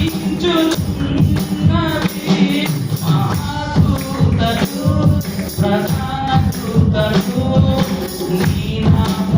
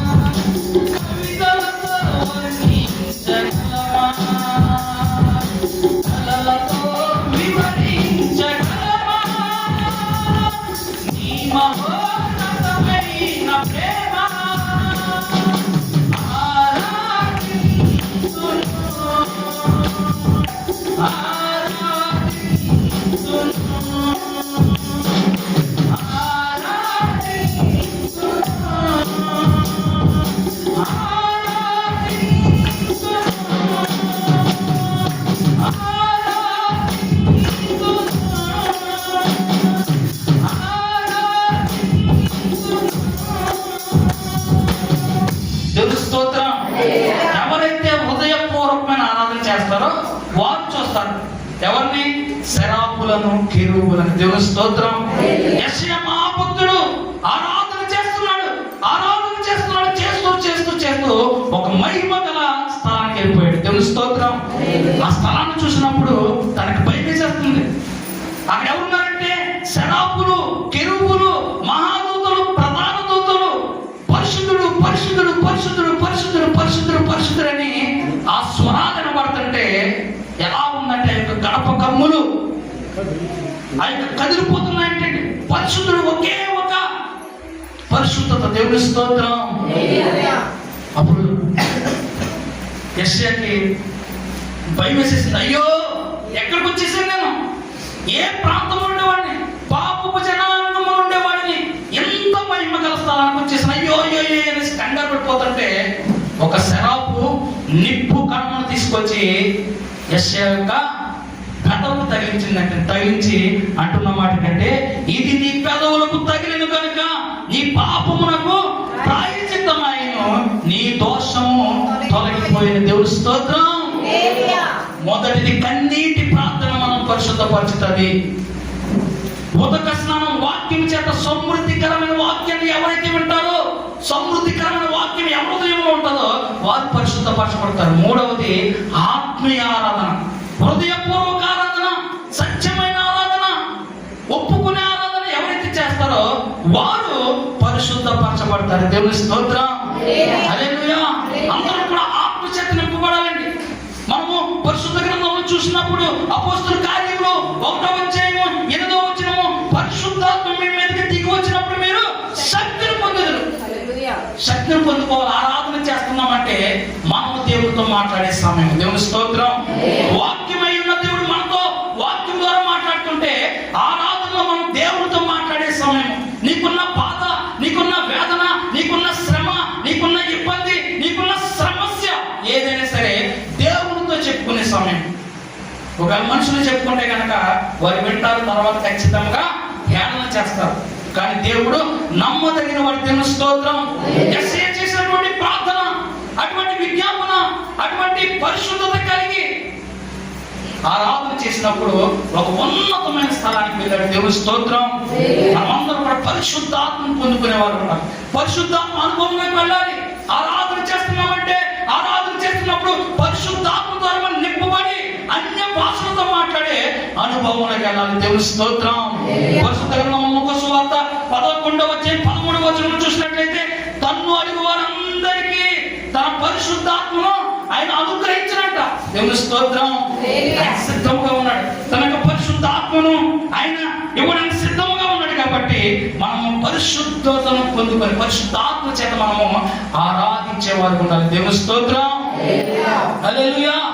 యెషయా ఆరాధన చేశాడు, పరిశుద్ధపరచబడ్డాడు. ఆ యొక్క శరాపు వచ్చి ఒక నిప్పు కణము తన యొక్క పెదవులు తగిలించింది, తను పరిశుద్ధపరచబడ్డాడు. దేవుని స్తోత్రం. మూడో విషయము ఏంటంటే ఆత్మీయ ఆరాధన ఎవరు చేస్తారో, పరిశుద్ధ ఆత్మను ఎవరైతే పొందుకుంటారో, పరిశుద్ధాత్మ వారు ఎవరైతే పొందుకుంటారో, ఎవరైతే శక్తిని పొందుకుంటారో, ఎవరైతే అన్య భాషలు మాట్లాడతారో వారు పరిశుద్ధపరచబడతారు. దేవుని స్తోత్రం. మొదటి కన్నీటి ప్రార్థన మన పరిశుద్ధతకు నడిపిస్తారు. రెండవది సమృద్ధికరమైన వాక్యం వినడం వల్ల మనం పరిశుద్ధపరచబడతాం. మూడవది ఆత్మీయ ఆరాధన, హృదయపూర్వకమైన ఆరాధన ఎవరైతే చేస్తారో వారు పరిశుద్ధతలోకి నడిపించబడతారు. దేవుని స్తోత్రం. హల్లెలూయా. 3 విషయాలు తెలియజేశాను. చివరి ఒక్క విషయం తెలియజేసినాక మాటలు వినిపిస్తాను. చివరి విషయము పరిశుద్ధ గ్రంథంలో మొదటి యోహాను 1వ అధ్యాయము 7వ వచనం చదువుదాము. మొదటి యోహాను 1వ అధ్యాయం 7వ వచనము. అయితే ఆయన వెలుగులో ఉన్న ప్రకారం మనమును వెలుగులో నడిచిన యెడల మనము అన్యోన్య సహవాసం కలిగి గలవారమై ఉందుము. అప్పుడు ఆయన కుమారుడైన యేసు రక్తము ప్రతి పాపము నుండి మనల్ని పవిత్రులుగా చేయను. దేవుని స్తోత్రం. హల్లెలూయా. ఆయన వెలుగులో ఉన్న ప్రకారము మనము కూడా వెలుగులో ఉండాలి. నా దేవుడే వెలుగులో ఉన్నవాడు. ఆయన ఈ యొక్క భూమికి వెలుగై ఉన్నాడని చెప్తూ మనం చీకటిలో బ్రతుకుతూ ఉంటాం.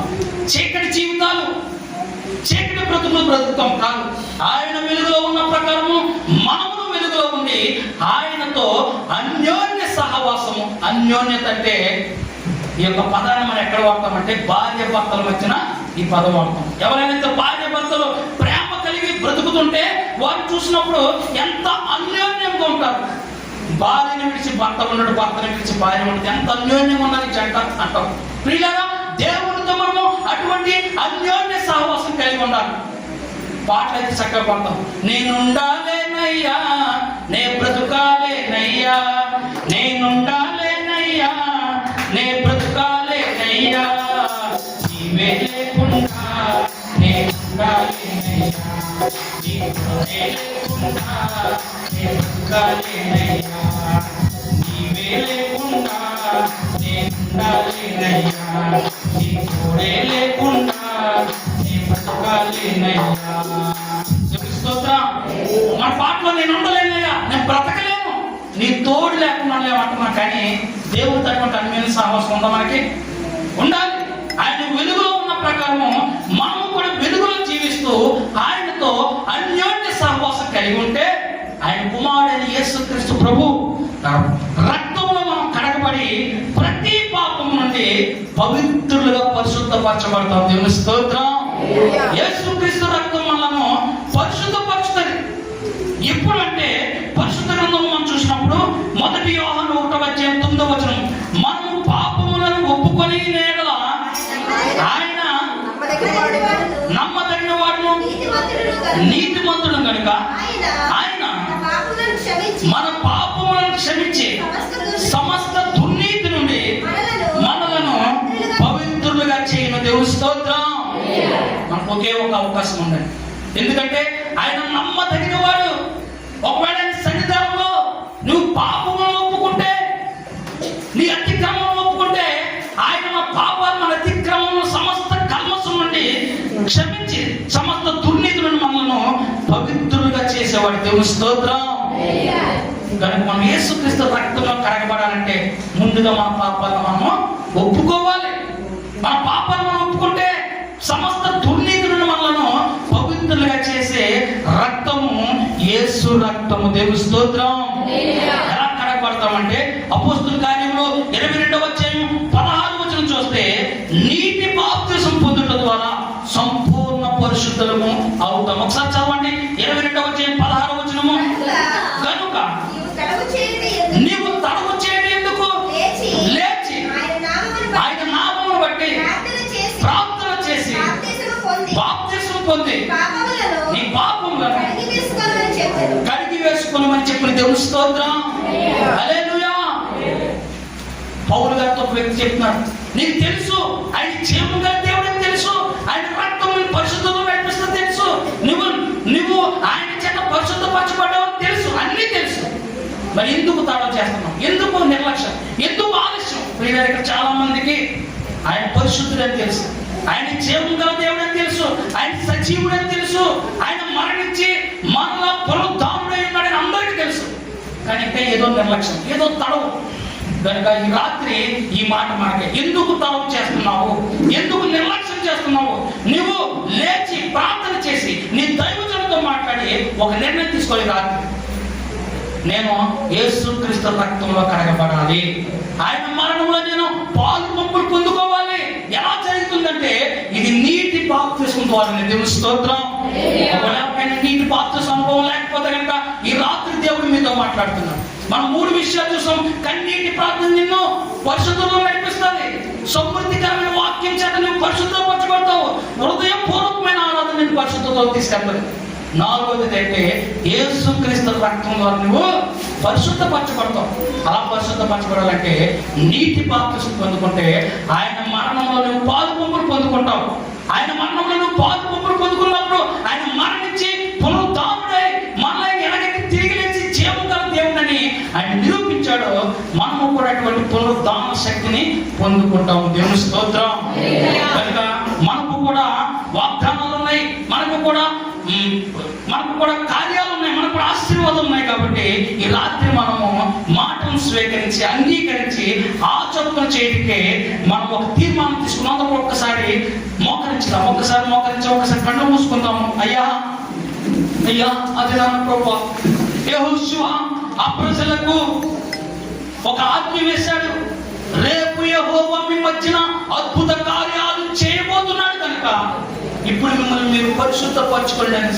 మాకును వాగ్దానాలు ఉన్నాయి ప్రభువా, మాకును వాగ్దానాలు ఉన్నాయి, మాకును ఆశీర్వాదాలు ఉన్నాయి, మాకును మేలు ఉన్నాయి, కుటుంబంలో కార్యాలు ఉన్నాయి. మేము కూడా పొందుకోవాలి, మేము కూడా వాటిని అనుభవించాలి. మా కొరకు నిత్య రాజ్యం ఉన్నది ప్రభువా. మా కొరకు తండ్రి నీ ముఖాన్ని మేము చూసే యోగ్యత కావాలి ప్రభువా. నీవు మళ్ళా భూమి మీద ప్రత్యక్షమైనప్పుడు నీ మెప్పు, నీ మహిమ, నీ ఘనత పొందుకోవాలి ప్రభువా. మమ్మల్ని పరిశుద్ధపరచండి. ఎలా పరిశుద్ధపడతామయ్యా? కన్నీటి ప్రార్థనతో మేము పరిశుద్ధపరచబడతాము. సమృద్ధికరమైన వాక్యం చేత మేము పరిశుద్ధపరచబడతాము ప్రభువా. హృదయపూర్వకమైన ఆరాధన మమ్మల్ని పరిశుద్ధతో నడిపిస్తుంది.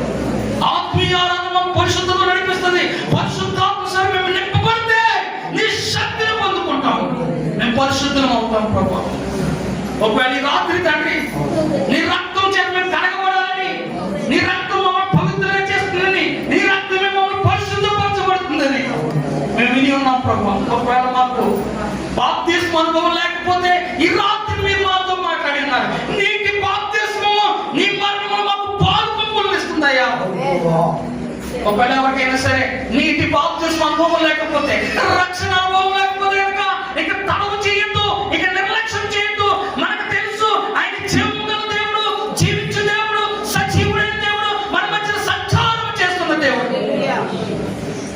ఇప్పుడే ఒక నిర్ణయం తీసుకుందాం. ఈ మీటింగ్ తర్వాత దైవజనులతో మాట్లాడి నీటి బాప్తిసం పొందుకుందాం, పునరుద్ధాన శక్తిని పొందుకుందాం, పరిశుద్ధపరచబడదాం, నిత్యముగా ఆయన యొక్క నిత్య రాజ్యాన్ని పొందుకుందాం, ఆయన ముఖ దర్శనాన్ని చేసుకుందాం, ఆయన మెప్పు, ఆయన మహిమ, ఆయన ఘనత పొందుకుందాం. ఒక్కసారి మనం అందరూ కూడా ఆలోచించేద్దాం.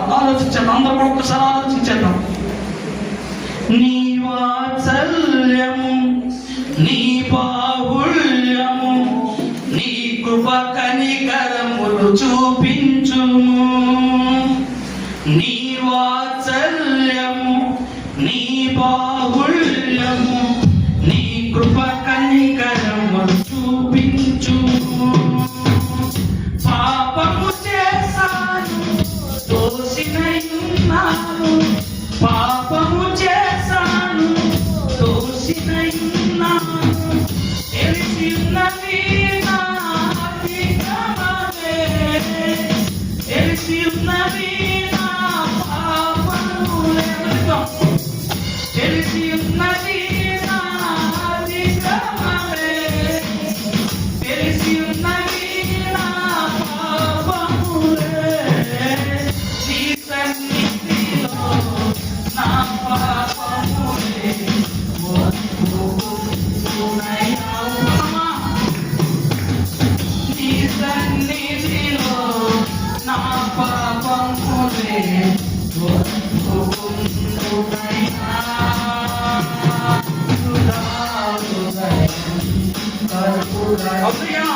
అపరిశుద్ధమైన హృదయం కావాలి, పరిశుద్ధత కావాలి ప్రభు.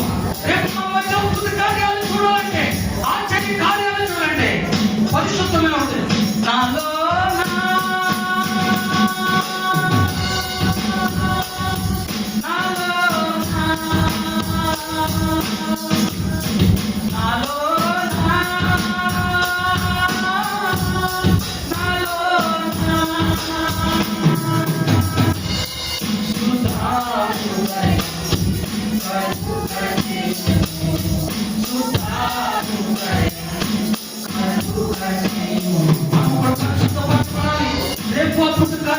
ఆశ్చర్య కార్యాలు చూడాలి. పరిశుద్ధత మాత్రమే నీకు అద్భుతాలు చేయబోతుంది. ఆశ్చర్య కార్యం నీ వాగ్దానము స్వతంత్రించుకోవడానికి సహాయపడుతుంది.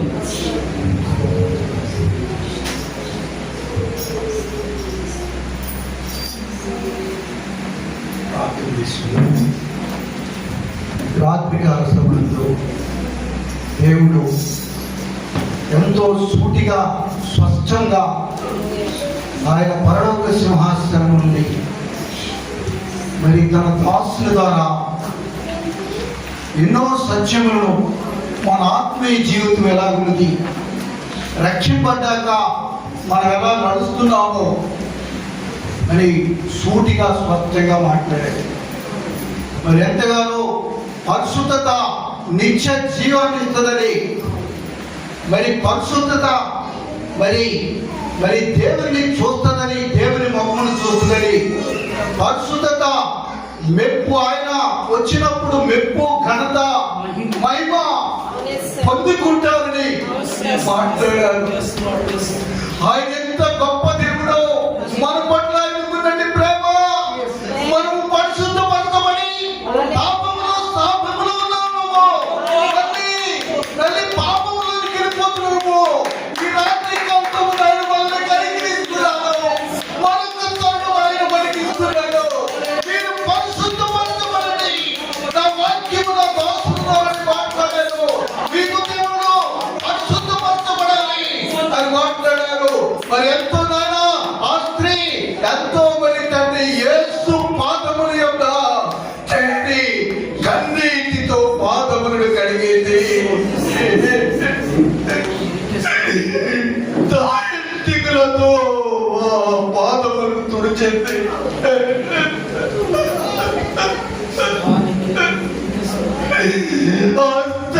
అందరూ రాసింది. మన జీవితంలో యేసుని నమ్ముకున్నాక యేసు పాదములను కడుగుచున్నావా? కన్నీటి ప్రార్థన మనకున్నదని ఆయన మాట్లాడుతూ వస్తున్నాడు.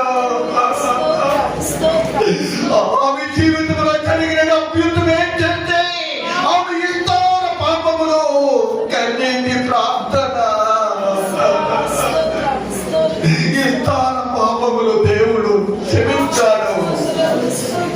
దేవుని బిడ్డలుగా ఉంటున్నది మనము, మన పాపములను కప్పుకుంటున్నామేమో, మన పాపములు ఆయన పాదములను పడి అడిగితే ఆయన క్షమించే దేవుడు, కన్నీటి ప్రార్థనతో ఆయన కరిగిపోయే దేవుడని మాట్లాడేది. రాత్రికాల సమయంలో ఎంతో సూటిగా స్వస్థగా మాట్లాడాడు. కన్నీటి ప్రార్థన చేసుకుంటే మనము పరిశుద్ధపరచబడతామని మాట్లాడాడు. మన హృదయం తేలికవుతుందని మాట్లాడాడు. కన్నీటి ప్రార్థన మరి కుమారుణ్ణి పొందుకున్నది అన్న కన్నీటి ప్రార్థన ఒక ఆయుధానికి సూక్ష్మంగా ఉన్నది. యేసు పాదముల యొక్క కన్నీటి ప్రార్థన గొప్ప ప్రవక్తను సమయాలు ప్రవక్తను పొందుకున్నాడు. మరి రాజుల ఘనతను దేవుడు శ్రేష్టమైన కుమారుణ్ణి అన్నాకు దయచేశాడు. నీ జీవితంలో, నా జీవితంలో కన్నీటి ప్రార్థన లేదని ఆయన రాత్రి కాలంలో సూటిగా స్పష్టంగా మాట్లాడాడు. అటువంటి అనుభవంలో నీవు ఉండాలని ఆయన కోరుకుంటున్నాడు. ఈ రాత్రి కాలంలో తీర్మానం చేసుకోవాలని ఆయన మాట్లాడుతూ వస్తున్నాడు. మనము దేవుని యొక్క వాక్యము ఆలకిస్తే వాక్యము మనం ఉదయ స్థానం చేస్తుంది. ఆ సమృద్ధి అయిన వాక్యము మన హృదయాలను పవిత్రపరచబడుతుందని ఆయన మాట్లాడాడు. నువ్వు వాక్యం విని మరి పెళ్లి చెవిని పెట్టి వెళ్ళిపోతున్నావేమో, నీ వాక్యం ఇచ్చే నీ బతుకు మారుతుంది. వాక్యం ఇచ్చే నీ హృదయము పరిశుద్ధపరచబడుతుంది. నువ్వు ఆత్మీయమైన వాక్యం నీ హృదయములకు సమృద్ధిని, సంతోషమును, ఆనందమును కలగజేస్తుందని దేవాది దేవుడి రాత్రి నాతో మాట్లాడుతున్నాడు. సమృద్ధి గల వాక్యాన్ని ఒప్పుడైనా ఒక తీర్మానంలో నీ వాక్యమును నింటాలను, నీ వాక్యముని నేను పెడచెవిని వెళ్ళిపోతున్నాడు. మరి నీటి కాలమున వరబడిన చెట్టు గురించి చెప్పాడు ఆయన. ఆ చెట్టు ఎంతో ఎండ కాసినా మరి వాడిపోతున్నది, ఆకు పచ్చగా ఉంటుంది, ఫలాలు పొందుతూ ఫలాలు ఇస్తుంది. నీ జీవితంలో, నా జీవితంలో మరి ఆత్మీయ జీవితంలో ఎదుగుదల ఉందా? ఎదుగుదల ఫలిస్తున్నాం వాళ్ళని రాత్రి కాలతో మాట్లాడాడు. మనము ఫలించాలని ఆయన కోరుకుంటున్నాడు. మరి ఎంత సూటిగా ఆయన మాట్లాడాడు. ఆత్మీయ జీవితంలో మరి ఆయన ఎంతో నీతో నాతో మాట్లాడాడు. ఈ రాత్రి కాల సమయంలో పరిశుద్ధపరచాలని, అలాగే నువ్వు వాక్యం వింటే నీ హృదయము, నువ్వు ఆరాధన మరి వాక్యము చేస్తే నీ హృదయము మరి ఎంతో మరి ఆత్మీయమైన ఆరాధన నీ హృదయమును సంతోషపడుతుంది, ఆనందపడుతుంది మాట్లాడుతూ వచ్చాడు. నీ ఆరాధన ఎలా ఉన్నది? నువ్వు దేవుడిని సంతోషపడుతుందా లేదా? నువ్వు ఆరాధన చేస్తే పరిశుద్ధాత్మను పొందుకుంటావు. హృదయపూర్వకమైన ఆరాధన దేవుడిని సంతోషపడుతుంది. అప్పుడు నీ హృదయం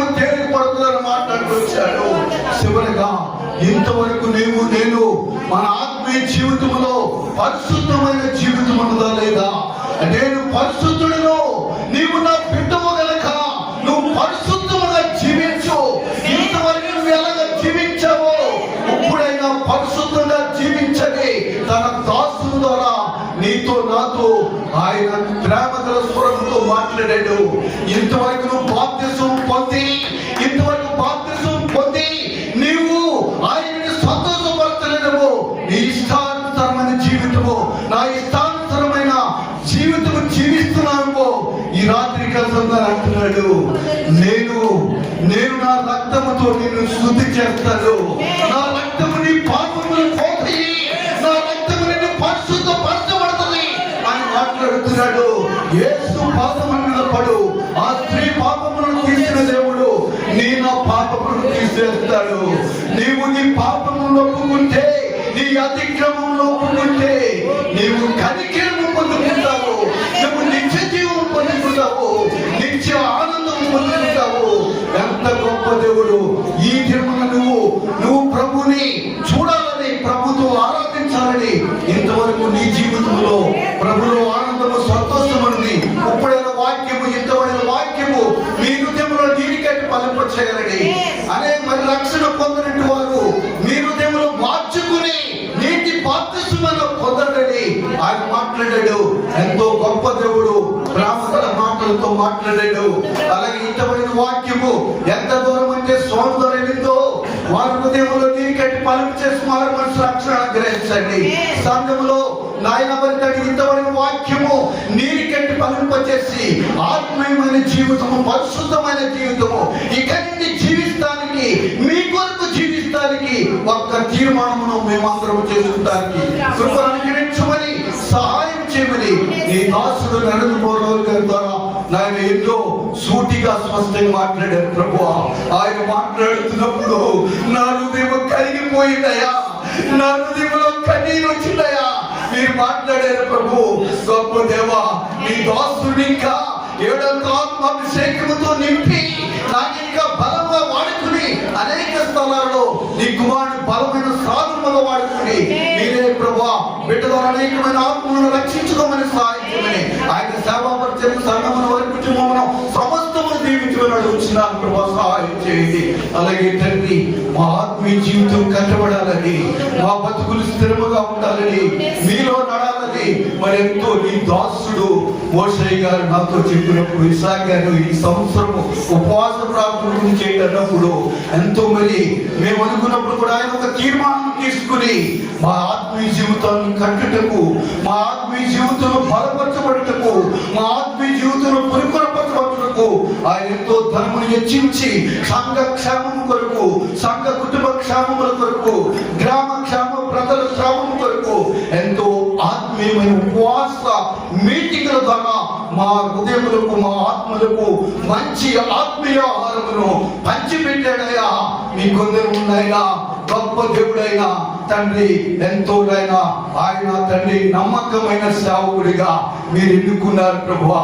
నమ్మకమైన మోసే నా ఇల్లంతటలో నమ్మకమైన వాడని, అలాంటి రీతిలో నీ కుమారుడు మోషే గారిని ఎన్నుకుని మా కొరకు, సంఘము కొరకు నిస్వార్థముగా తన కుటుంబమును విడిచిపెట్టి నాయన సంఘము కొరకు, సంఘ కుటుంబాల కొరకు నిత్యము ప్రార్థిస్తూ మేమందరం ఉండటానికి తండ్రి మంచి రమ్యమైన అందమైన గొప్ప మందిరమును నా తండ్రి నమ్మకమైన సేవకుడిగా మంచి మందిరమును నీ దాసుని ప్రార్థన ద్వారా మహిమ గొప్ప మందిరమును జరిగించారు తండ్రి. ఆయన సేవను, ఆయన సంఘమును, ఆయన పరిచర్యను మీరు దీవించి ఆశీర్వదించి నీరికట్టి ఫలింప చేయమని, అనేక నశించిపోతున్న ఆత్మలను ఈ మందిరములోనికి నడిపించమని ఆయన, అలాగే జాన్ పౌరుని కూడా మీ పరిచర్యలో బలముగా వాడుకమని ప్రార్థిస్తున్నాను ప్రభువా. అలాగే తండ్రి సంఘ కుటుంబాలను, సంఘ బిడ్డలను, నాయన కుటుంబాలను దీవించమని, మోషే గారి కుటుంబమును, వారి బిడ్డలను సమస్తమును మమ్మల్ని అందరిని దీవించి ఆశీర్వదించమని, ఇంతవరకు వాక్యం మా హృదయంలో నీరికట్టి ఫలింప చేసి మీ కొరకు జీవితానికి సహాయం చేయమని యేసు పరిశుద్ధ నామమున అడిగి వేడుచున్నాము తండ్రి.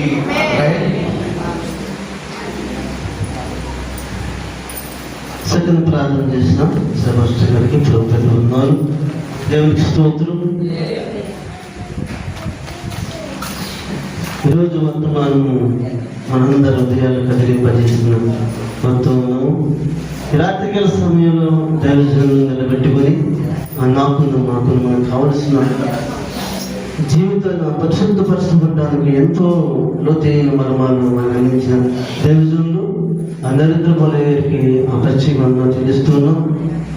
మన తరపున మన కుటుంబం తరపున సంఘం తరపున వారికి పరిచయం తెలియజేస్తూ వారు అనేక గ్రామాల్లో వాడబడుతున్నారు, అనేక దేశాల్లో కూడా వాడబడుతున్నారు, ఇతర కంట్రీల్లో కూడా వాడబడుతూ దేవుని కొరకు బహుబలంగా వాడబడుతున్న దైవజనులు. అంతేకాదండి, సేపనారు మండలం, గోపురం మండలం, రాజేంద్ర మండలం, కోరుకొండలో 3 మండలంలో కూడా దైవజనులను పోషిస్తూ 50 మంది దైవజనులు వారు పోషిస్తున్న నెలలా వారికి సహాయం చేస్తూ వారు ఎంతగానో దేవునికి ధనాన్ని ఇచ్చించి వారి కొరకు వాడబడుతున్నారు. దేవునికి స్తోత్రం కలుగుతున్నారు. రాత్రిగా ఈ నిర్మాణంలో వారి అర్థం కూడా ఉంది. ఏముందండి? వారి సహాయం కూడా ఉంది. సత్య నిర్మాణంలో వారు కూడా ఎంతగానో సహాయం చేస్తారు. వారు ఎంతైతే మనకి వచ్చి ఈ నిర్మాణం కొరకు ధనం ఇచ్చించారో అంతకంటే రెట్లు వారికి దేవుడు అనుగ్రహించుడు కనుక వారి ప్రయాసను వ్యర్థము కాకుండా అనేకమైన ద్వారాలు తెలిసి వారు ఏదైతే ఆశించిన ప్రకారంగా ఆ ప్రతి కార్యం నెరవేర్చును గాక. దేవుడు వారు ఏదైతే చేయాలని ఆశపడుతున్నారో ఆ ప్రతి ఒక కార్యక్రమాన్ని ఆ విదేశాల నుంచి కానీ మరి గ్రామాల నుంచి కానీ వారి ఎన్నో ఆశలు ఉన్నాయి. చర్చలు నిర్మాణం చేయాలని, చర్చ సహాయం చేయాలని, అవన్నీ కూడా దేవుడు సఫలముగా సమృద్ధిగా తీర్చును గాక. ఆమేన్. 21, 22, 23 ఈ నెల అక్టోబర్లో దేవన్సరిలో ఆ మీటింగ్లో, పబ్లిక్ మీటింగ్లో మంచి వర్తమానంలో తీసుకొచ్చి దాదాపుగా 2,000-3,000 జనంతో అలా సువార్త మీటింగ్లు ఏర్పాటు చేశారు. ఈ నెల అక్టోబర్ 21, 22, 23 తారీఖులు ఆ మీటింగ్ల కొరకు మీ అందరూ అనుదిన ప్రాంతంలో జ్ఞాపకం చేసుకోవాలని మీకు ప్రేమతో తెలియపరుస్తున్నాం. వాతావరణం, కరెంటు సమస్తమును ఆయా ప్రాంతాల నుంచి వచ్చి ఆ సంఘ సభ్యులందరూ సమకూర్చులను ఈ ప్రాంతంలో జ్ఞాపకం చేసుకోవాలని మీ ప్రేమతో తెలియపరుస్తున్నాం. వారికి వారి కుటుంబానికి పరిచయం తెలుస్తున్నాం. అంతలో చిన్న ప్రార్థన చేసుకొని వారి కృపలకు వెళ్దాం. ఈ 2 దినాలు 4వ కూడిక చివరిలో మనం ఉన్నాం. దేవుడు తన మహిమార్థమే వాడుకున్నారు. మనందరినీ ఆశీర్వదించలేగను దేవుడు, మన కుటుంబాలను దీవించలేగను. మనకి ఎంతగానో ఆయన ఆకాశం తీరు చూస్తూ ఉన్నాడు. ఎవరి హృదయం అయితే ఆయనకి తెరవబడి ఉందో, ఎవరి హృదయం అయితే తెలిసి ఉందో, దుష్టుని తొలగించి అపవాదిని గట్టి వేసి ఆయన కోసము నీ హృదయం తెలుస్తుంది. రాత్రి గల సమయంలో దేవుడు నీ కుటుంబాన్ని ఆశీర్వదించబోతున్నాడు. నీ కుటుంబాన్ని నిన్ను సమాధానపరచబోతున్నాడు. కుటుంబంలో కలతలు, కన్నీళ్లు, ఇబ్బందులు ఎంతగానో దిగజారిపోతున్నారు. సమాధానం లేక, ఐక్యత లేక, సంతోషం లేక, ఒకరి మాట ఒకరికి గిట్టగా కుటుంబంలోని అంత భయంకరంగా జీవిస్తున్న ఈ దినాలలో దేవుడు చూస్తున్నాడని నీ హృదయం తెరవకపోతే దేవుడు ఆశీర్వాదాలు పోగొట్టుకుంటామని దేవుని వాక్యము ఈ 4 కూడికల్లో మనం విన్నాం. రాత్రి నీ హృదయం తిరుగు. దేవుడు నీ హృదయం రాబోతున్నాడు, నేను ఆశీర్వదించబోతున్నాడు, నేను అమృతపరచబోతున్నాడు కనుక ప్రార్థన చేసుకుందాం. మహాపరిశుద్ధుడైన మా ప్రియ పరలోక తండ్రి, ఈ పరిశుద్ధ శ్రేష్టమైన నామానికి స్తుతులు స్తోత్రాలు చెల్లిస్తున్నాం ప్రభువా. ఇదిగోనైనా 4 వర్తమానాలు విన్నాం ప్రభువా. ఈ 2 దినాల్లో కూడా ప్రభువా ఎంతగానో బలపడ్డ ప్రభువా. యేసయ్యకి స్తుతులు స్తోత్రాలు చెల్లిస్తున్నాం ప్రభువా.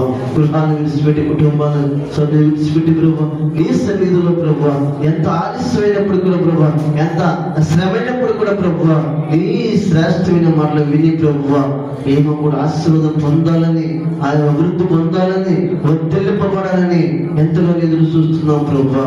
ఈ ఆశీర్వాదముని ఆయన మా మీద కుమ్మరించు ప్రభు. అయ్యా ఈ ఆశీర్వాదం కుమ్మరించు ప్రభు. ఆయన మీ పరిశుద్ధతలో మేము జీవించడానికి కృప చూపించు ప్రభు.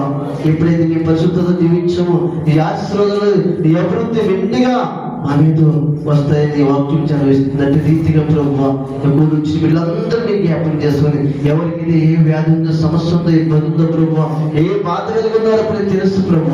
హృదయ శరీరం కూడా కానీ ప్రతి ఒక్క కుమారుని ముట్టి స్వస్థపరిచి ఆరోగ్యంతో నింపమని ప్రార్థన చేస్తున్నాం ప్రభు. ఈ రాత్రిగా సమయంలో ప్రభు ప్రతి ఒక్క నీ బిడ్డ జ్ఞాపకం చేసుకుని చేతులు అప్పగిస్తుండగా ప్రభు మీ గాయపడి చేతుల్లో ముట్టి స్వస్థపరుస్తూ ప్రార్థన చేస్తున్నాం ప్రభు. ఈ పరిశుద్ధాత్మతో నింపమని ప్రార్థన చేస్తున్నాం. ఎస్ఐకి స్తుతులు స్తోత్రాలు చెల్లిస్తున్నాం ప్రభు. ఈ రాత్రిగా సమయంలో వాక్యం సేవకుని కుటుంబాన్ని జ్ఞాపకం చేసుకుని మీ చేతులు అప్పగిస్తుందా ప్రభు. అనేకమైన ప్రార్థన అంశాలు ఉన్నాయి ప్రభు. ఆ ప్రతి ఒక్క ప్రార్థన అంశాన్ని తీర్చి ప్రభు వర్తింపజేసి ఆశీర్వదించి ఆశపడి తృప్తి వచ్చే దేవుని కనుక ప్రభు ఆ బిడ్డ పట్ల మీ హస్తమని కృప కాపుదల ఉంచమని ప్రార్థన చేస్తున్నాం ప్రభు. నీకు స్తుతులు స్తోత్రాలు తెలుస్తున్నాం వాదిస్తున్నా సేవలు నానాటికి అభివృద్ధి పరుచుకుని ప్రార్థన చేస్తున్నాం. అనేక మందిని నీ మందిరానికి తోడికి రమ్మని ప్రార్థన చేస్తున్నాం ప్రభు. అనేకమైన ద్వారాలు చేసి ప్రభు నీ కుమార్తె అనేకమైన కార్యాన్ని జరిగించమని ప్రార్థన చేస్తున్నాం. నీకు స్తుతులు స్తోత్రాలు చెల్లిస్తున్నాం ప్రభు. ప్రభు ఆహారం మళ్ళీ నీ కుమార్ని మరొకసారి జ్ఞాపకం చేసుకొని ప్రార్థన చేస్తున్నాం. గౌరవించి ఆ గృహాలకు వెళ్ళొచ్చుండగా ప్రభు పడక చుట్టూ నీ కృప కాపుదల ఉంచమని ఉదయాన్ని చేస్తూ ప్రభు నీ తుదించే భాగ్యం అందరికీ దయచేయమని, ఎవరి పనుల్లో ప్రయాణంలో తోడేనే కూడా సహాయం చేయమని ఈ ప్రార్థన మామని పాత్రను చేర్చుకుని ప్రార్థనకు ప్రతిఫలం చేకూర్చమని యేసు నామములో అడిగి ఈ ప్రార్థన మామని పొందుకున్నాము పరమ తండ్రి. ఆమేన్. పరలోకమందున్న మా తండ్రి నీ నామం పరిశుద్ధపరచబడుగాక, నీ రాజ్యం వచ్చునుగాక, నీ చిత్తము పరలోకమందు నెరవేరినట్టు భూమి మీద నెరవేరుగాక. మా అనుదినాహారం నేను మాకు దయచేయము. మా ఇంట్లో అపరాధం చేస్తున్నామని చెల్లించిన ప్రకారం అపరాధము క్షమించము. మా సోదరుల దగ్గరికి తప్పించము. రాజ్యము శక్తి మహిమయు నిరంతరము నీవైన తండ్రి. ఆమేన్. మన తండ్రి అయిన దేవుని ప్రేమ, కుమారుడు యేసుక్రీస్తు కృపయు, పరిశుద్ధాత్మ సహవాసము సన్నిధి ఇది నన్ను కూడా వచ్చిన వీళ్ళందరికీ, వారి కుటుంబాలకి, కుటుంబ సభ్యులందరికీ ఈ రాత్రి వాక్యం అందించిన కుటుంబానికి, దేవజనులకి సదాకాలము తోడేయండి నడిపించును గాక. ఆమేన్. ఆమేన్. God bless you. మీ కుటుంబాన్ని దేవుడు దీవించును గాక. ఆమేన్. రేపు ఆదివారము బల్లారంగా అందరూ సిద్ధపడి కావలసిన ప్రేమతో తిరిగి వస్తున్నాం. అంత పర్యంతం దేవుని కృపను అందరికీ తోడేయండి నడిపించును గాక.